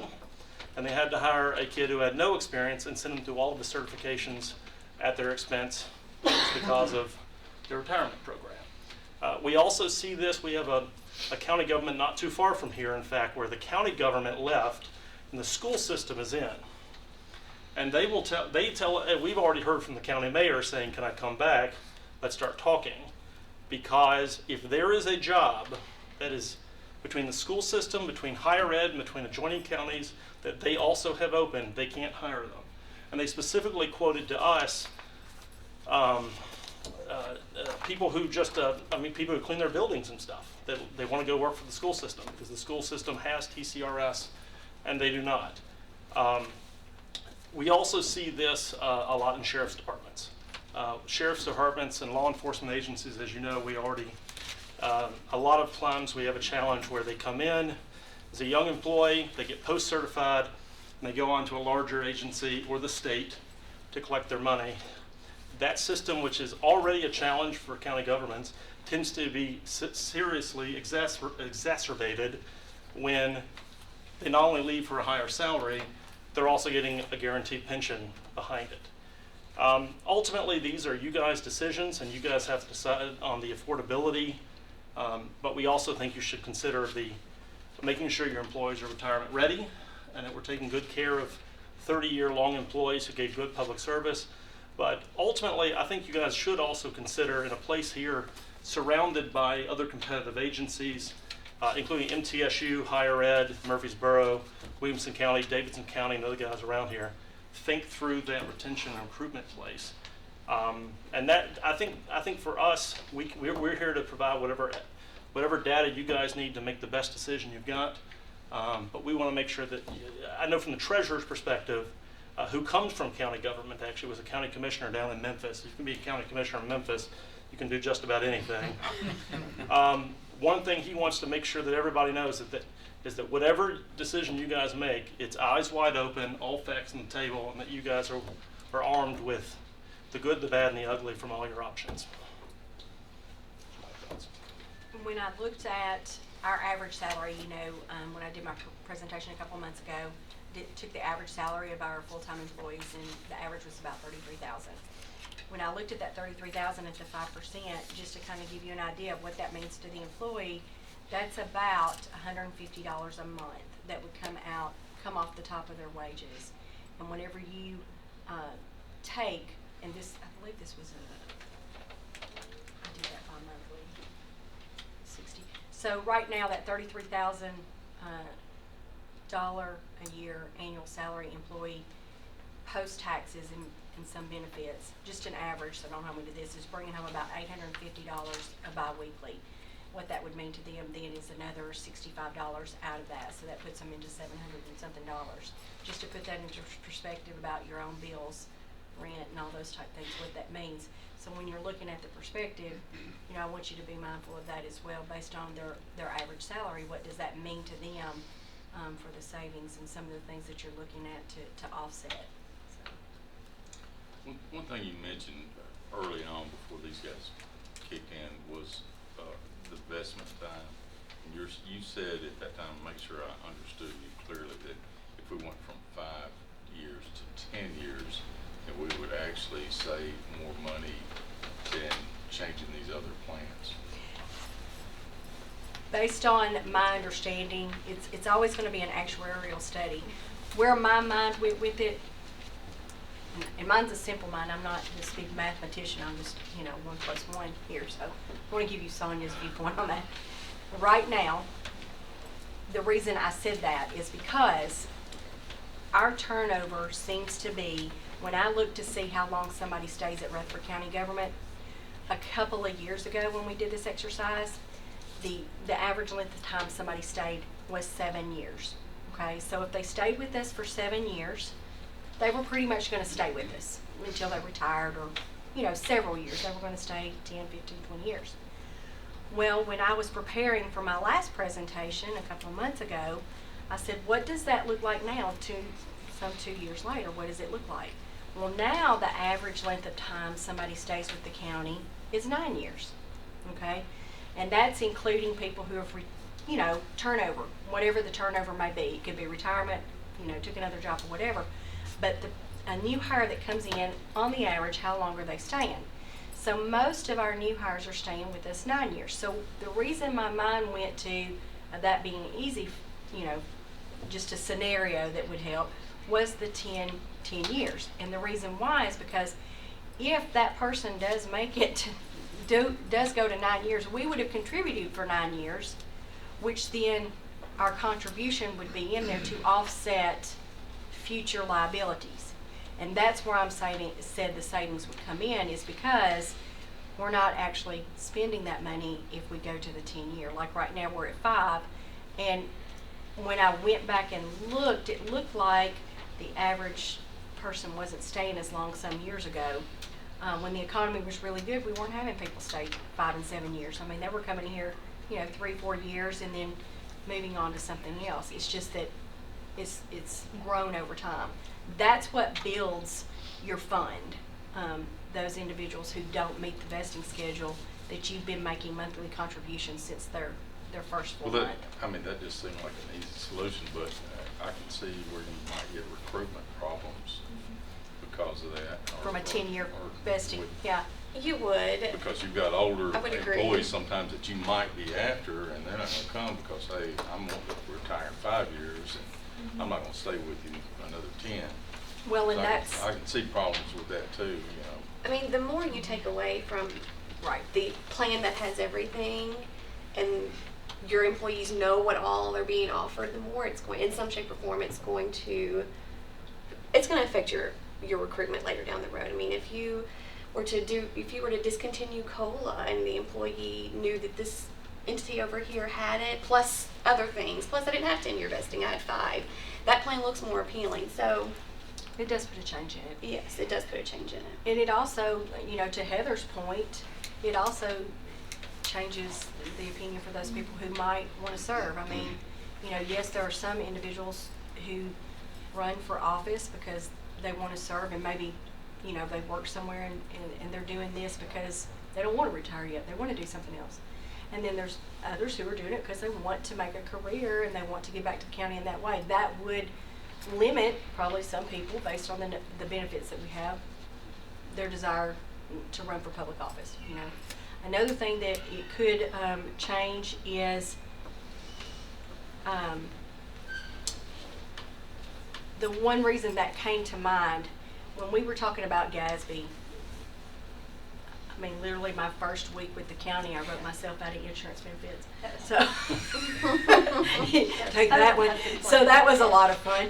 But the first, the GASB, whenever we were looking at our insurance plan, you know, who could take their insurance with them post-retirement, our OPEB balances and stuff, one of the things that we looked at, which is part of the reason why we changed the vesting schedule on that, is some individuals were using us as an additional retirement tool. They would retire from somewhere else and say, well, I can go work for Rutherford County for 5 years, get 5 years with them, and if I stay with them for 5 years, guess what? I get to take my benefits with me.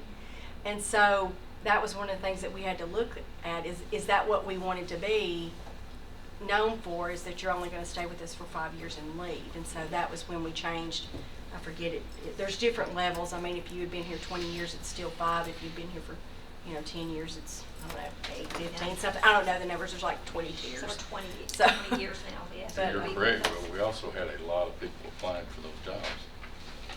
That's true. Can someone who leaves after 5 years go to another agency or entity with TCRS and continue getting their pension? Yes. Time added there? Well, if they go back to work for another entity that has TCRS, so we'll just say for kicks and giggles, I stay here for 5 years and I get vested with Rutherford County and I want to go work for the state, and say I'm at an age where I could retire and draw my retirement. Is that what you're asking me? If I did that, I could work 120 days in that year without affecting my retirement, but if I go beyond the 120 days, then they start taking it out of my retirement benefit. So you can stop your retirement. You could say, you know, I retired, but I'm really bored, or my honey-do list is too long and I need to go to work because, you know, I don't want to go back to work, whatever the reason is. And you went back, you could stop your pension and then work for TCRS and, the state until you decided you wanted to retire again, and then restart your retirement, and it would continue to grow because you're then with another entity that has TCRS. What about the credit for the years served? Like, can you go from place to place and add those together? Yes. I've been 3 places. I've been three different governmental agencies that all 3 were under TCRS. So my years all add up. So if we did 10-year vesting and somebody stayed for 7 years and then went to another, That's the piece I don't, he brings up a I'll good have to point. answer If that. I'm not somebody sure is about here that one. 7 and then Went to the state moves for 3. to a place that's 5, are they vested? It's based on our vesting schedule, isn't it? For your benefit that you would be liable for, they would have to be vested in your plan. So if you're on 10 years and they leave before then they're not technically vested to get the benefit from you all. So they would, if they went to Williamson County, their clock starts again. It does. It's not 7 here plus 3. Doesn't work that way. Doesn't work that way. They have to vest in the. You have to be vested in the retirement plan originally. Okay, so because I do have Your this original question, I plan. just make sure that because I think I missed this boat. If somebody worked for Rutherford County for 4 years, they've not vested with us yet, but they go to another TCRS and they only work 1, are they Okay, now let me vested? make certain. Are we talking both legacy plans? Yes. Legacy Legacy plans now to and legacy legacy. there. Okay. Legacy to legacy. Let me recant because I'm thinking hybrid over here. But no, it's a consolidated plan. Okay. So if whatever time you have here in the legacy plan, if you go to another entity that also has the legacy plan where Who the also vesting has is, legacy. yes, We we're just vesting. pay whatever percentage of the benefit that they work. Correct. But if I was Correct. here for 4 and I go to somebody who is now hybrid, something different, Mhm. but they may have some of their employees who are legacy. Right. Then they pick What up would their I be? legacy. Wherever they started is where they finish. That's exactly right. So if you are the legacy here, and 4 years, I could go to another and you place. went to the state and they had the legacy plan in the past, you would pick up their legacy plan for the year. I need to just come work with you. Come on. Okay, that's what I'm looking I'll at. hire you Drive out right 24 now. in the You're morning. feeling No, I right. do not. I did that for 20 years. That's what I She understood. does. I just want to make With my sure You're right. that a legacy to a legacy, they could just go It's somewhere and get another consolidated. year. Mhm. Okay, but if I go from this legacy to a place that only offers hybrid, Right. You're still eligible for the, you would still, go back, you're still eligible for the benefit, one group, but you would have to qualify under both scenarios. So if you go to the hybrid plan, the retirement requirements are the things that change. Where Karen was mentioning. oh, length of when Yes, you retire, yes, gotcha. yes, that's what Age of changes. 90. So if 90, you yeah, are, 80. if you're in the legacy plan, if you're 60 years old in the legacy plan over here, and you have 20 years, well, you're 60, so you qualify to retire under this plan. But if you're in the hybrid and you've got 10, and you've got 5 more, Yeah, you have to be 65, so Okay. you don't qualify under yet. that umbrella, gotcha. So you would be eligible for that. So you basically getting your benefit, you're eligible to get your benefits, just not at the same time. Right, Yeah. okay. How many counties provide all of the cost for the pension? I gave you that. Most of them. Yeah. And are people starting to shift away? Is that the movement you're seeing? That's No. They're actually coming back to. Who are Um, I'd say the majority of them are contributory. Political subdivisions That's all counties. and cities, the utility And even districts. the ones that So are they, stagnant. you're saying they or losing require the population. employees to. What about the ones that are growing by leaps and bounds like Rutherford County? The bigger ones that I see that tend to be non-contributory. Normally, it's the smaller ones that appear to be contributory. Hamilton County just went Based to the on- hybrid, St. Deidre hybrid plan. Based on our 95 counties, which was data that you gave us, the 95 counties, there was one county without any type pension, DC or anything, that was Houston. And then the counties who moved to a hybrid were Hamilton, Roane, and Wheatley, and that was effective October 1, 2015. Counties who have their own pension, which is a pension fund, I checked with Davidson County, and they've had a pension like forever and ever. Davidson, Knox, and Shelby have their own internal pension plan like we have TCRS. Counties on the DC plan is Coffee, Dyer, and Hancock, but if I understood Coffee County correctly, they were revisiting coming back to TCRS. And the one piece that we didn't talk about, because we didn't talk about leaving and coming back and all that, if for whatever reason we decided to leave the DC plan, we only have one shot at coming back to TCRS after you You mean come. the DB plan? No, I mean, if we went to a straight DC plan, if we left and did not have the hybrid and went to a straight DC plan and we decided, oh my goodness, this wasn't the best decision for the county, we have one shot to come back. After that one shot, we can never return to TCRS. Yeah.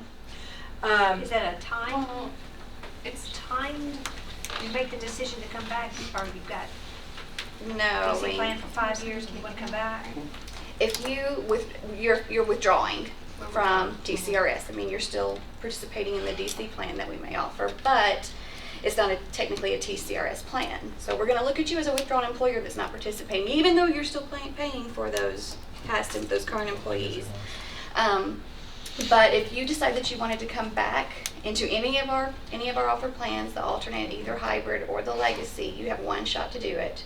Doesn't matter when. There's no timeline or expiration date. But when you come back in, you cannot go over. You cannot get can't back leave. out. Can't leave. Oh, okay.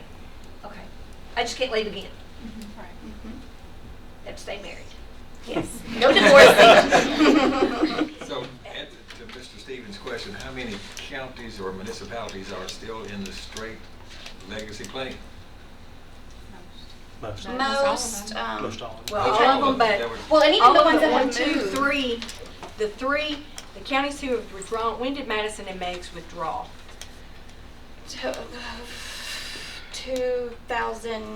2010-ish?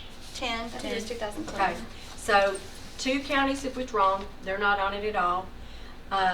Well, actually, if you count Madison, Meigs, Coffee, Dyer, Hancock all withdrew at some point in time and did their own thing or whatever.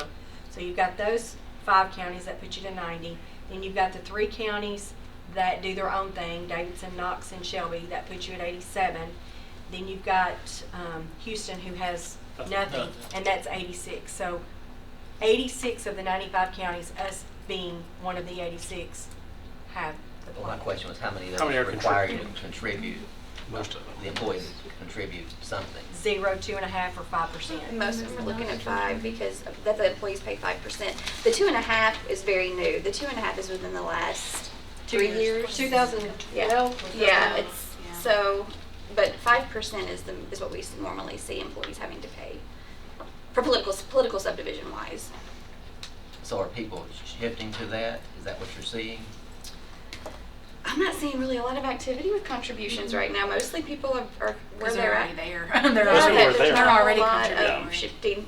There's really not now. Oh, so And see, at one point in time, the county was 5% contributory, but as I understand it, and I don't know the dates. Early 80s. Early 80s. All the employees were 5% contributory. The county, when we initially set up on the legacy plan, we were at that 5% contribution rate.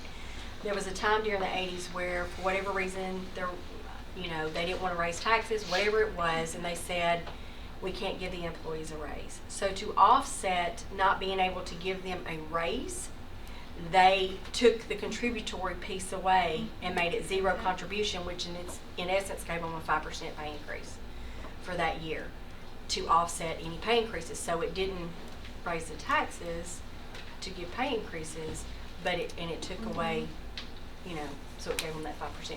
That's how we became non-contributory.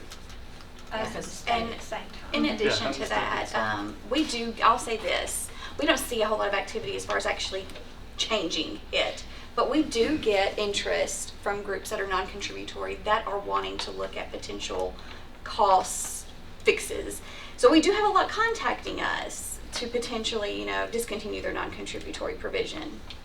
They don't really do it though, and maybe it's because it's not a huge percentage decrease in the employer contribution rate. Maybe it's because it's still going to be something that's going to be shown more so over time. But, initially when people are, Josh, you may have heard that as well. I mean, it's a topic that's brought up when employers contact, at least me and Karen, to attempt to make some type of rate change. Yeah, there's not that many. I will say, I think we'd all agree, the counties in which we hear from them that their rate is too high, contributory is usually almost always one of the things we can point at and say, that's why your rate is that high. Right. Of the ones that are difficult, there's a couple factors, and that's usually factor number 1 that we look at and go, that's what we can put our finger on. Go ahead, Tom. You said the higher growth counties tend not to do this. You want to expand on that a little bit, why you think so? Is that because of competition for employees, retention and recruitment again, or? Are you talking about going non-contributory? Well, or making changes, period. I mean, a lot of it is, and I would say to these folks, what I see is if they make changes, it's usually budget driven. And typically, I mean, you guys know this better than anyone in this room, it's not TCRS, it's health insurance that's driving them having to cut costs. And if you're a very high growth county, they just are able to handle those payments a lot better because the growth, their sales tax revenue is growing from year to year. And so we don't hear from them near as much about making changes because they've not gotten to the point quite yet where if you're talking Sumner, Wilson, or any of these real high growth areas, they're not at the point yet where they're really having struggle with it because they are able to actually to float along right now. So to me, that is why we don't hear from those counties as much, is because they're just not at a point yet where they just can't, that's putting a squeeze in their budget process. But even with you saying that, We still hear from them. The changes that they could potentially make is not going to, if they're already, at that point, the changes they're not going to see that impact. No, and we're still very proactive with them, even if they don't come to us, because if you're Sumner County and you feel really good about what you're doing, for example, and I'm just picking on them, or you're Williamson County, you feel very good about what's going on.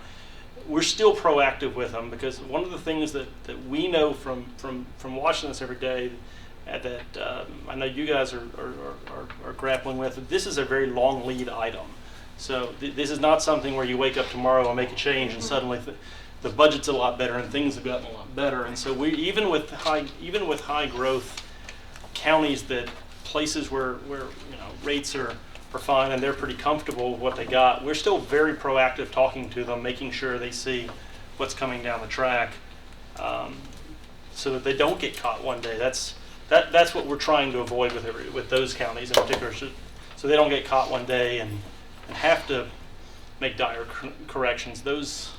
Once you get to that point, those the options are much more expensive at that point. Speaking of health insurance, what's our current OPEB liabilities that aren't funded? Oh my goodness. You don't want to know. Well, I It is do. huge. It's 110, 120 Oh, you're talking about million for the retirees' health benefits. Yes, We reduced that from Yeah, 26 million down to something less than that. but like, It runs keeps about increasing, 11 to though. 14 million dollars a year. The add-on, the entire liability is like 133 million dollars. We're not reflecting all that on the books. And when we Yet. did the conversion, where I think our policies had said that the retirees would pay 50% of their benefit, and we found they weren't paying 50% of Yeah, their there's benefit. a lot that we You made know, we've changes worked to. to change it 1% every year till we get to the certain level.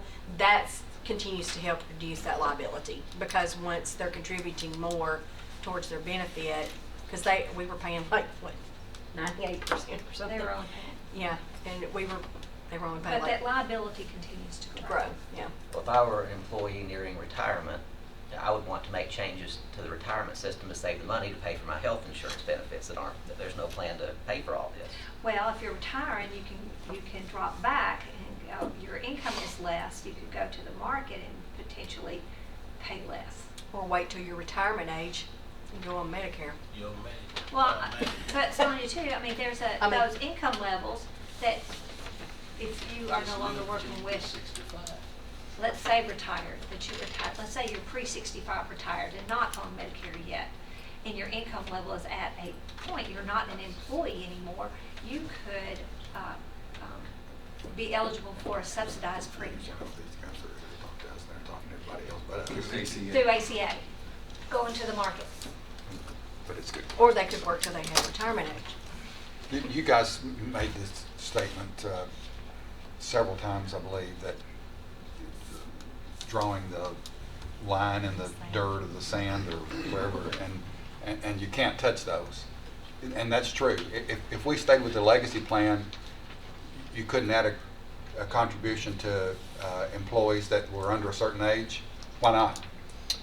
You can't. It is a contractual promise. Courts, the Attorney General, they've all verified this. It is set in stone that, in fact, we tell. I mean, for example, if you took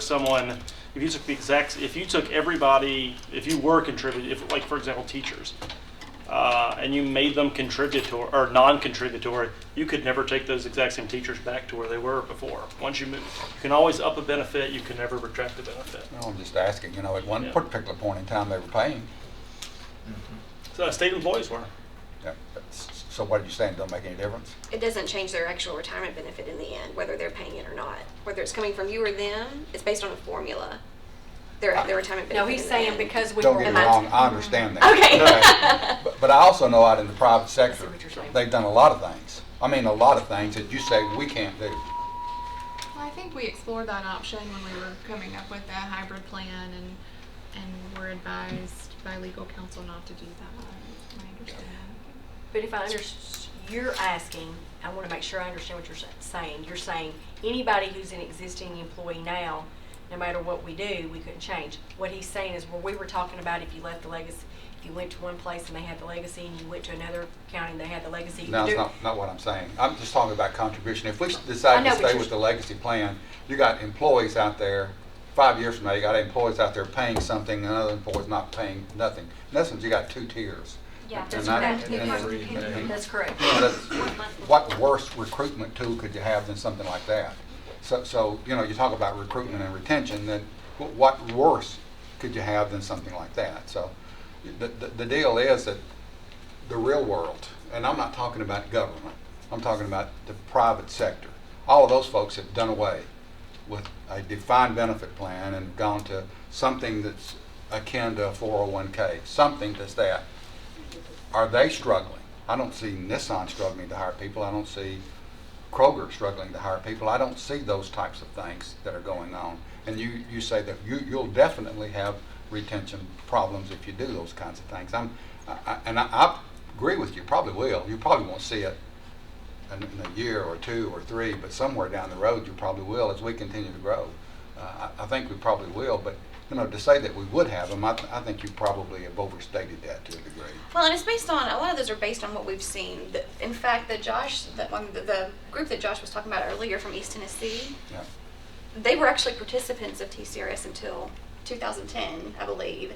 And since then, those employees that were there at that point in time, the leaders, they've left, they've gone elsewhere, so they've had to recruit new people in to work in human resources and in the HR department. And that particular employee that was trying to come back came back thinking that it still offered TCRS. So I think it's just based on examples that we've seen, and we've seen it quite a bit, where groups have. And to further that point, that HR director that our rep in East Tennessee has been working with is actually looking to probably come back into TCRS. Maybe not at the legacy plan level, but maybe at the plan that y'all are looking at. The And it's not as much, you're talking about recruiting private sector, and you're saying Kroger's has done that and all these other private. We do have to compete some with the private sector for some of our positions, but a lot of what we compete with is other public sector employees. And so when you start looking at that, yes, the city of Murfreesboro does something, but I don't disagree with Right. that. But I also think that if we wanted to stay with the legacy plan, which probably is the preferred thing to do for everybody, it'd be the nicest thing to do, but I know we wouldn't probably go forward with that without some contribution of some sort. So what we're really talking about are options. We can stay where we are and not do anything. We can stay where we are on the legacy plan and add a contribution to it for future employees, or we can go to some type of a hybrid plan, or we can go to call it a DC. What does that stand for? Defined contribution, your 401k, 401k. or your 457 Okay, plans. the defined contribution plan, makes sense, DC. So we've got like 4 different options that we're probably looking at right now. Stay where we are, add a contribution to something that we have, go to hybrid plan, or go to some 401k or DC plan. So that's what we're looking at and talking about.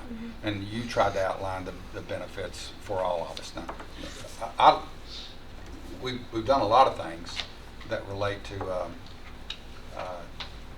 trying to enhance what we do for employees, trying to make it better by adding handbooks and policies and those types of things. And we tried to make it more attractive.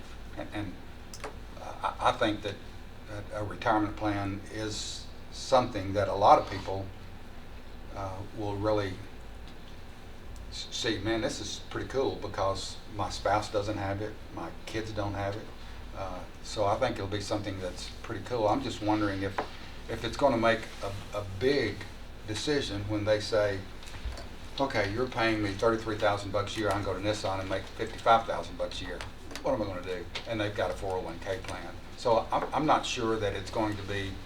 They're going to go talk to their financial planner and say, am I going to be able to recoup this money for this pension? But in the past, like we've got employees that are on this legacy plan now, and they don't pay anything. The incentive for them is to stay there. And that's the way it used to be out there, but it's not that way out there anymore. Everything is convertible. Everything goes with you where you go. So those types of things are something that a lot of Americans, not just Tennesseans, are dealing with as time goes by. And I was fortunate enough, all of you guys are way too young, but I was fortunate enough to be grandfathered into a retirement plan. And that retirement plan is paying dividends to my family right now. And that's what I want to see, have something that our employees can say, I've got something if I stay with the county. And the longer I stay, the better that benefit is going to be. And I also want something that's that's going to satisfy my boss. And that's the taxpayers of the county. They're my boss. And a lot of times they're saying, why are you raising taxes? Why are you raising taxes? Why are you raising taxes? And it's hard to say because, you know, we're paying our employees more than you're getting from your employer. So it's a game, that not a game, but it's a process that we're trying to balance, you know, because our boss is the guys that put us in here to represent them. And I just think that what we're trying to do now is to make the best decision for everybody, our employees, and it's a large group of employees, and I'm here to tell you it's going to get bigger. Okay, so we're trying to make that decision, but we're also looking at cost, you know, and how can we, as an employer, continue to pay skyrocketing costs for benefits, even though the employees want them. How can we continue to do that? So we've tried to make some changes that are in the best interest of all that are concerned. And I think that whatever we do, we're going to have to do something that's long-term and not just short-term right now. And I think it's been said several times that whatever you do, you probably won't see a big change or a big cost savings for years to come.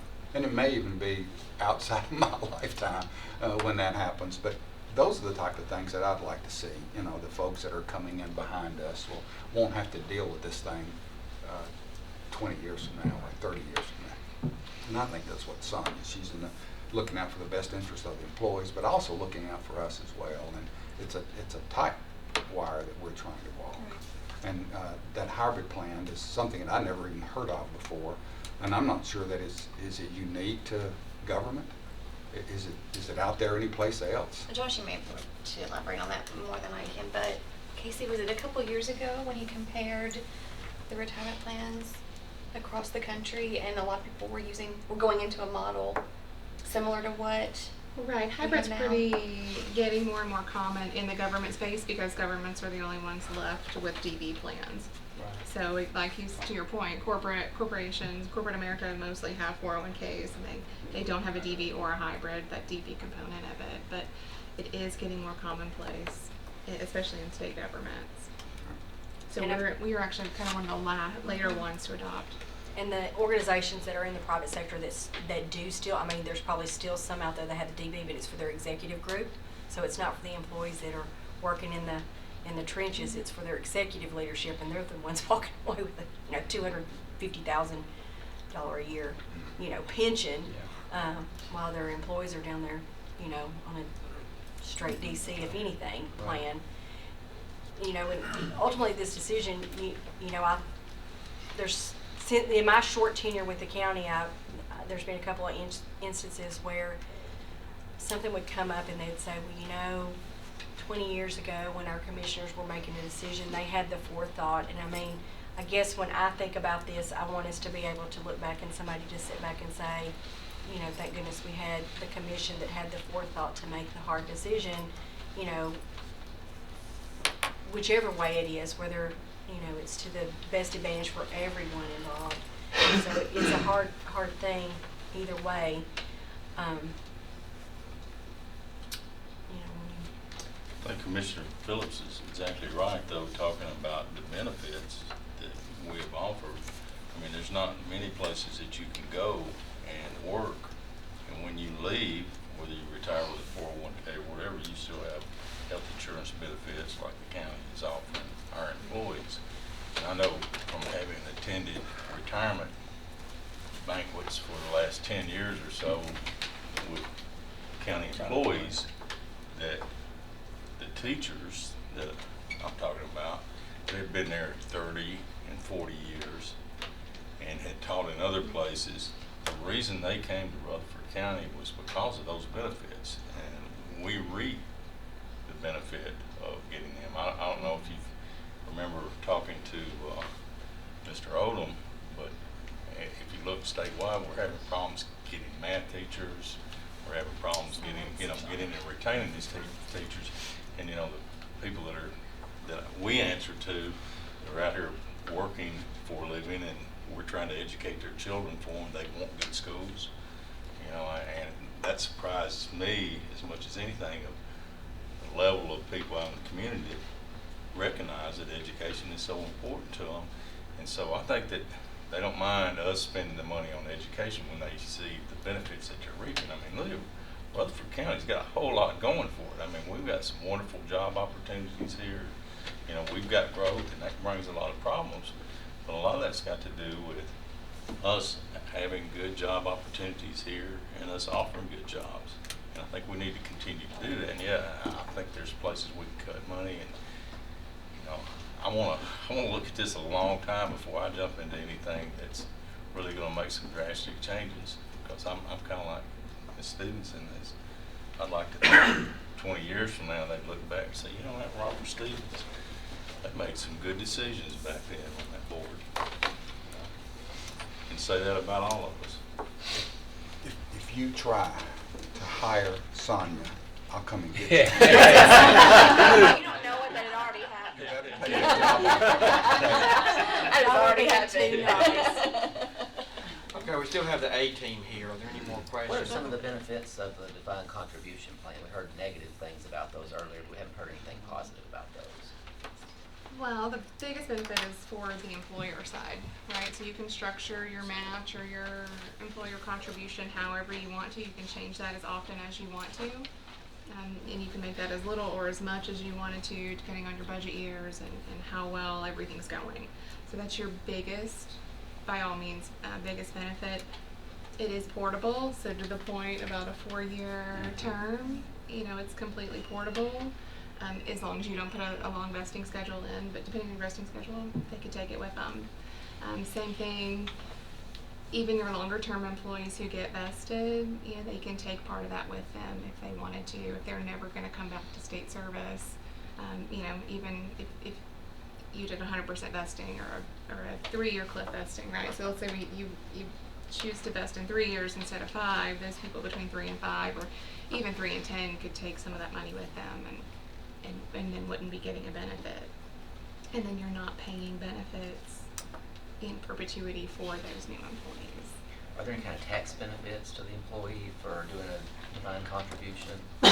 Your employees can save tax advantaged, yes. So tax. Yes, they wouldn't be subject to income tax for your employee contributions. Until they withdrew. They'd be taxed whenever they withdrew. Right. At a higher rate. Well, at whatever their income tax is at that Usually point. it's a high rate. Well, no, Well, if they're no, retired if and you drawing it out, pull they it won't have as out, much it's at income. a higher rate before you meet requirements, but if you retire and you're at that, then it's taxed at your income level. It just depends how much money you have, right? I mean, if you're taking out $100,000 a year because you've saved a lot of money, you're still going to be at that same tax. You were not working. Not working. Mr. Bradshaw. Oh, I have something to say, but the sheriff over here has been raising her hand for a while, and she is on schedule, and she would like to say something. Thank you so much. Guys, my name is Debbie Creech. A lot of you received phone calls from me today. I didn't get to everybody, except I couldn't get to you because your voicemail's full. Anyway, I appreciate all that you do, and I appreciate you letting me speak. I wanted to tell you kind of my take on all this, and I speak for a lot of employees that, like me, I was afraid I wasn't going to be able to make it tonight. So I hope that you understand that I speak for a lot of those that also could not make it. I worked for a Fortune 500 company for 20 years. I had a 401k with them. I still have that.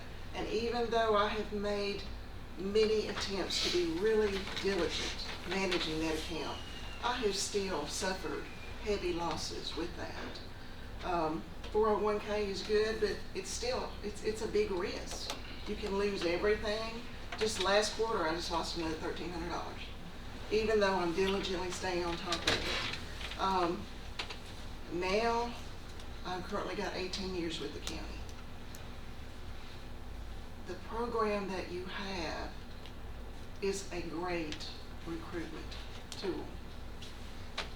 It is even a greater retaining tool. If you want quality employees, you have to look at that stuff. TCRS, It's not a gift from the taxpayers. Your employees earn that money. Every one of you earn that money.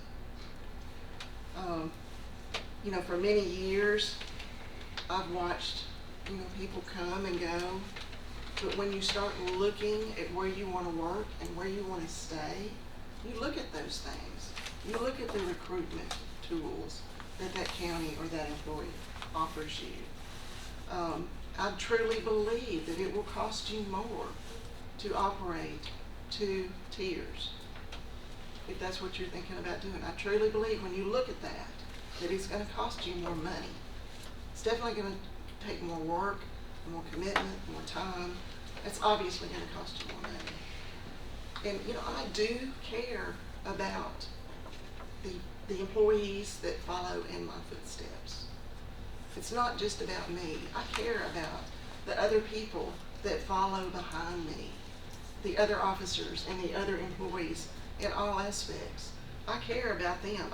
I can't really support a program that is going to make them work longer and get less money. And that's what's going to happen. If you go to a hybrid, that's what's going to happen. And I do appreciate you giving me this time to speak, and I hate to run, but I've got farm animals that are screaming for their food. Okay. Thank y'all so much. Thank you. Any questions that I need to answer? Marlene? Yes, sir. Thank you so much. Okay, thank you. Thanks. Well, I'm John Bratcher, Clerk and Master, Chancery Court.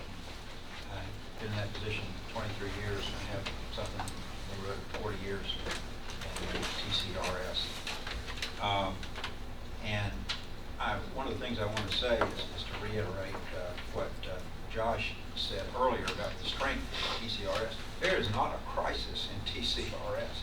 Now, some people have raised the issue of Detroit and Illinois and so forth. We are just not there.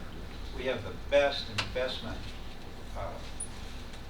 strategy in the country. We are not in a crisis.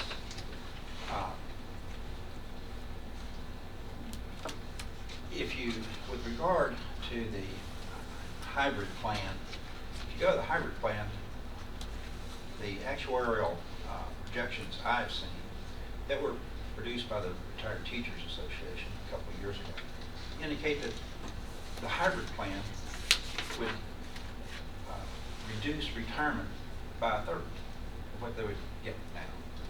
And if work longer, as Debbie said, the sheriff said, if it work longer and get less in the end. DC plans in the long run for most people don't work. If you're smart and you got lots of money, you're earning lots of money, and you have a good investment broker, that it might work. But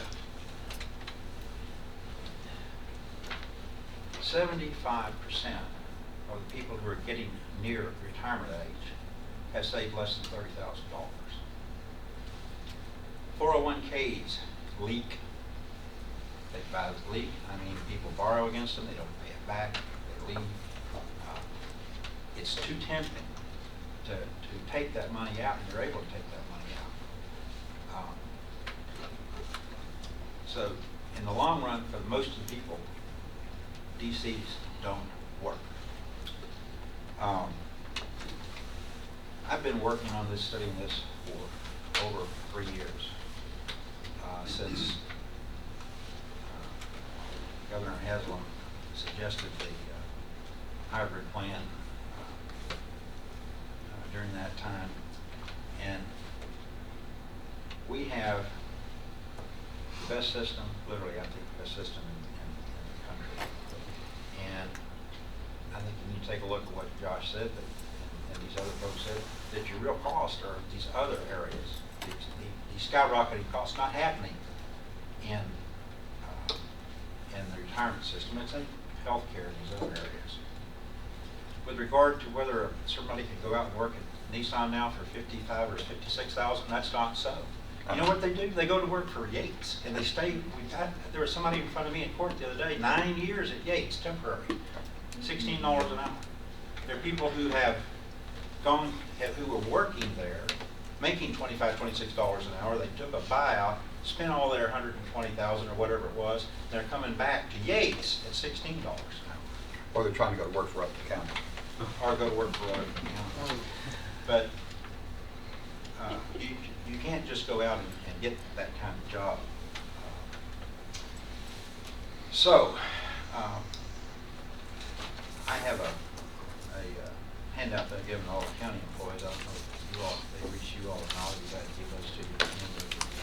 I'll let you give up the handout, Mr. Bratcher. Right, I appreciate everyone's comments, but right now I want to focus on the A-team. I know that Sonia's going to buy them dinner before they leave. And, Too fast. They like chips. We're going fast. and they got to drive back to Nashville. Got So, traffic in the morning. yeah, I want to focus on if the committee has any more questions for the A-team. 4 o'clock news. I would like to thank you guys for coming. I'm more clear-headed than I was yesterday. So if I'm summed it up right, we have a decision to make, and it's kind of full plan. Stay where we are, add a percentage, contribution percentage, go to a DC plan, or go to a hybrid plan. That's what we're talking about, right? Commissioner Turner, do you have any questions for the A-team? No, that was, I just wanted to reiterate what Commissioner Phillips said. I appreciate your time. Thank you for providing that information to us. And Sonia, thank you for your hard work with the A-team and getting us the information we needed. I'm very much appreciated. Thank you. Commissioner Stevens? I think I'm good for now. Commissioner Peake? Well, I've got your card and I do have those questions. Cool, cool. Is that All Karen's those card? people. No, it's Karen's card. That's not me. And here's the whole stack of them. Commissioner Johnson? Okay, Commissioner McAdoo? I'm good. Just keep up the good work. Okay. Ms. Stevenson, thank you so much for inviting these people here. We appreciate them. A lot of information. We do have your cards, and I'm sure we can find you. And we'll certainly reach out if we have any further questions. But thank you so much for coming. You're welcome. Thank you. And you're right. No, not about them, let them go. Sonia, I'll see you on Monday. Thank you so much. Appreciate it. Hey, you remember that track? I'll start crying after a month. Mr. President, if you want to pass out the information, please feel free. Mr. Mayor? We've now had at least, we had this discussion a year ago. Right. And we had a sort of a recommendation that the commission chose not to act on. We've had at least 2 now very thorough discussions about this. And Mr. Phillips has outlined 4 options. I think we need to sort of give our HR director a bit of direction here on what we want her to do from this point forward. And really, I think it's going to be January here right away, and we're going to start budgeting process again. So if we're going to do anything, this sort of ought to take place with the whole budgeting process possibly. So I don't know when you want her to come back, but I think we all, Lisa and Sonia and I, sort of need some direction on what you expect to be presented here, if anything. Are you guys going to make your own recommendation on what you choose, or do you want a recommendation from leadership here and others? At some point, no later than maybe January or February, we have to get on this if we're going to do anything. We are going to have our regular meeting in December with the legislators. So Vicki is actually polling to make sure that's okay with them. So I think that I would not like to discuss it in December. So that would give us 2 months to come up with any more questions. And yes, I would like leadership to come with any recommendations or proposals. Obviously, any committee member would come up with any recommendations or proposals, and that we can discuss that in our January meeting and have some kind of a final decision for this year by February. Would that give us enough time, Mr. Mayor? Well, maybe March even. Well, I was going to say, as far as budgetary issues, I would use the rate. I would just use our TCR rate, whatever we get, and we get it in March, February, or March this year, for the next year. Yeah, I mean, March, I believe. that's what I will use to budget for next year, because it's not going to take that much. Well, we'll shoot for February. Yeah, we still need to put a date, because I found that if you don't set a goal, you don't have something to aim. It's out in the future. So February works for me too. So what am I to provide you between now and February? Anything, or will you say, Sonia, this is what I want, or you want me to just show up in February, or? Show up with a recommendation in February. Okay. But I think Commissioner P touched on, if we've got questions to go back directly to them, we can funnel them through you or however we need to do I that. would kind of like a recommendation if you can. in January. That way, if we need one more month to think about it, we would have February. Okay, Is so that- come back in January. Yes, sir. Is that okay, Ms. Smith? That's fine? Yes, sir. Okay. And that way, any commissioners can come up with a recommendation, and then that gives us another month to have another meeting to finalize our decision. Mr. McAdoo, did you have your hand up? I have my hand up. You just scratching your head? Yeah. Okay. That's good to come back in January, but Lisa, no, I've been asking for information on during the insurance committee meeting on Gatsby 45. So other things that's coming into play to me before I make a decision on it. And Gatsby 45 is a big factor You know, to me. where, okay, and Sonia, we all have battle wounds from the last time going around, but where they speak to you with this retirement, you can't make changes backwards, you know, this point forward. Our health insurance, you know, it's in our plan document, or it was, that it can change at any time. So, I mean, it doesn't matter whether I'm vested or what, you could sweepingly come in and say, we're not gonna do it anymore. And if you haven't retired yet and already receiving the benefits, gone, right? It goes away. Yeah, it's I mean, just, it's those, just kind of scary. Well, but that's part of the argument too, I think, for making a move on this, is the only other thing to cut is the health side. As far as a drastic type of decision that you could immediately make a decision on. And you certainly, to Commissioner Pease' point and Commissioner McAdoo and everyone up here, you don't want to make drastic decisions if you don't have to. There's other areas that we can look at that's being smart. And I think this is the first step in at least doing that before we get to that point, because that would be next. you know, you talk about the liability, the liability, and it's a fuzzy number. All these, to me, actuarial numbers are all fuzzy. They're not, you can't really put your arms around them. You can somewhat. But I will when say, you say, that we have a $133 million liability, this commission said, we are no longer offering health benefits for retirees. Our liability goes from 133 to 0. well, future liability does, not for existing. Well, Anybody that's already drawing. that's their choice. I mean, Right, there's 'cause we nothing can- that it can says change. you Commissioner can change Johnson, retiree I can- benefits as well. When we start this healthcare discussion, now it took us over a year, maybe 18 months to just get the retiree benefits changed where we didn't have to provide Part B prescription drug service. This retirement stuff right here compared to healthcare is going to be 10 times more complex. Absolutely. Commissioner And Johnson? we're already on a path of making major changes. 1% a year, we're pushing over to the employees even now. So it's going to be even more punishing to the employees as we get into that discussion. Excuse me. No, that's fine. Mr. Johnson? You do have regular scheduled meetings with the insurance committee for the next 2 or 3 months to be discussing all this also. Are you talking to me? Yeah. Are you Oh, no. asking to, no, not to revisit what No, we're doing? No, not to well, I mean- revisit Gatsby. Not revisit. Because risk, no. But you won't be getting a recommendation from them. No, sir, HR is, you know, in corporate America, risk management is under the HR umbrella, but in Rutherford County government, it's not. We're broke out. So Melissa Street is the risk management director, and she oversees the insurance committees, and these type activities are not part of this retirement.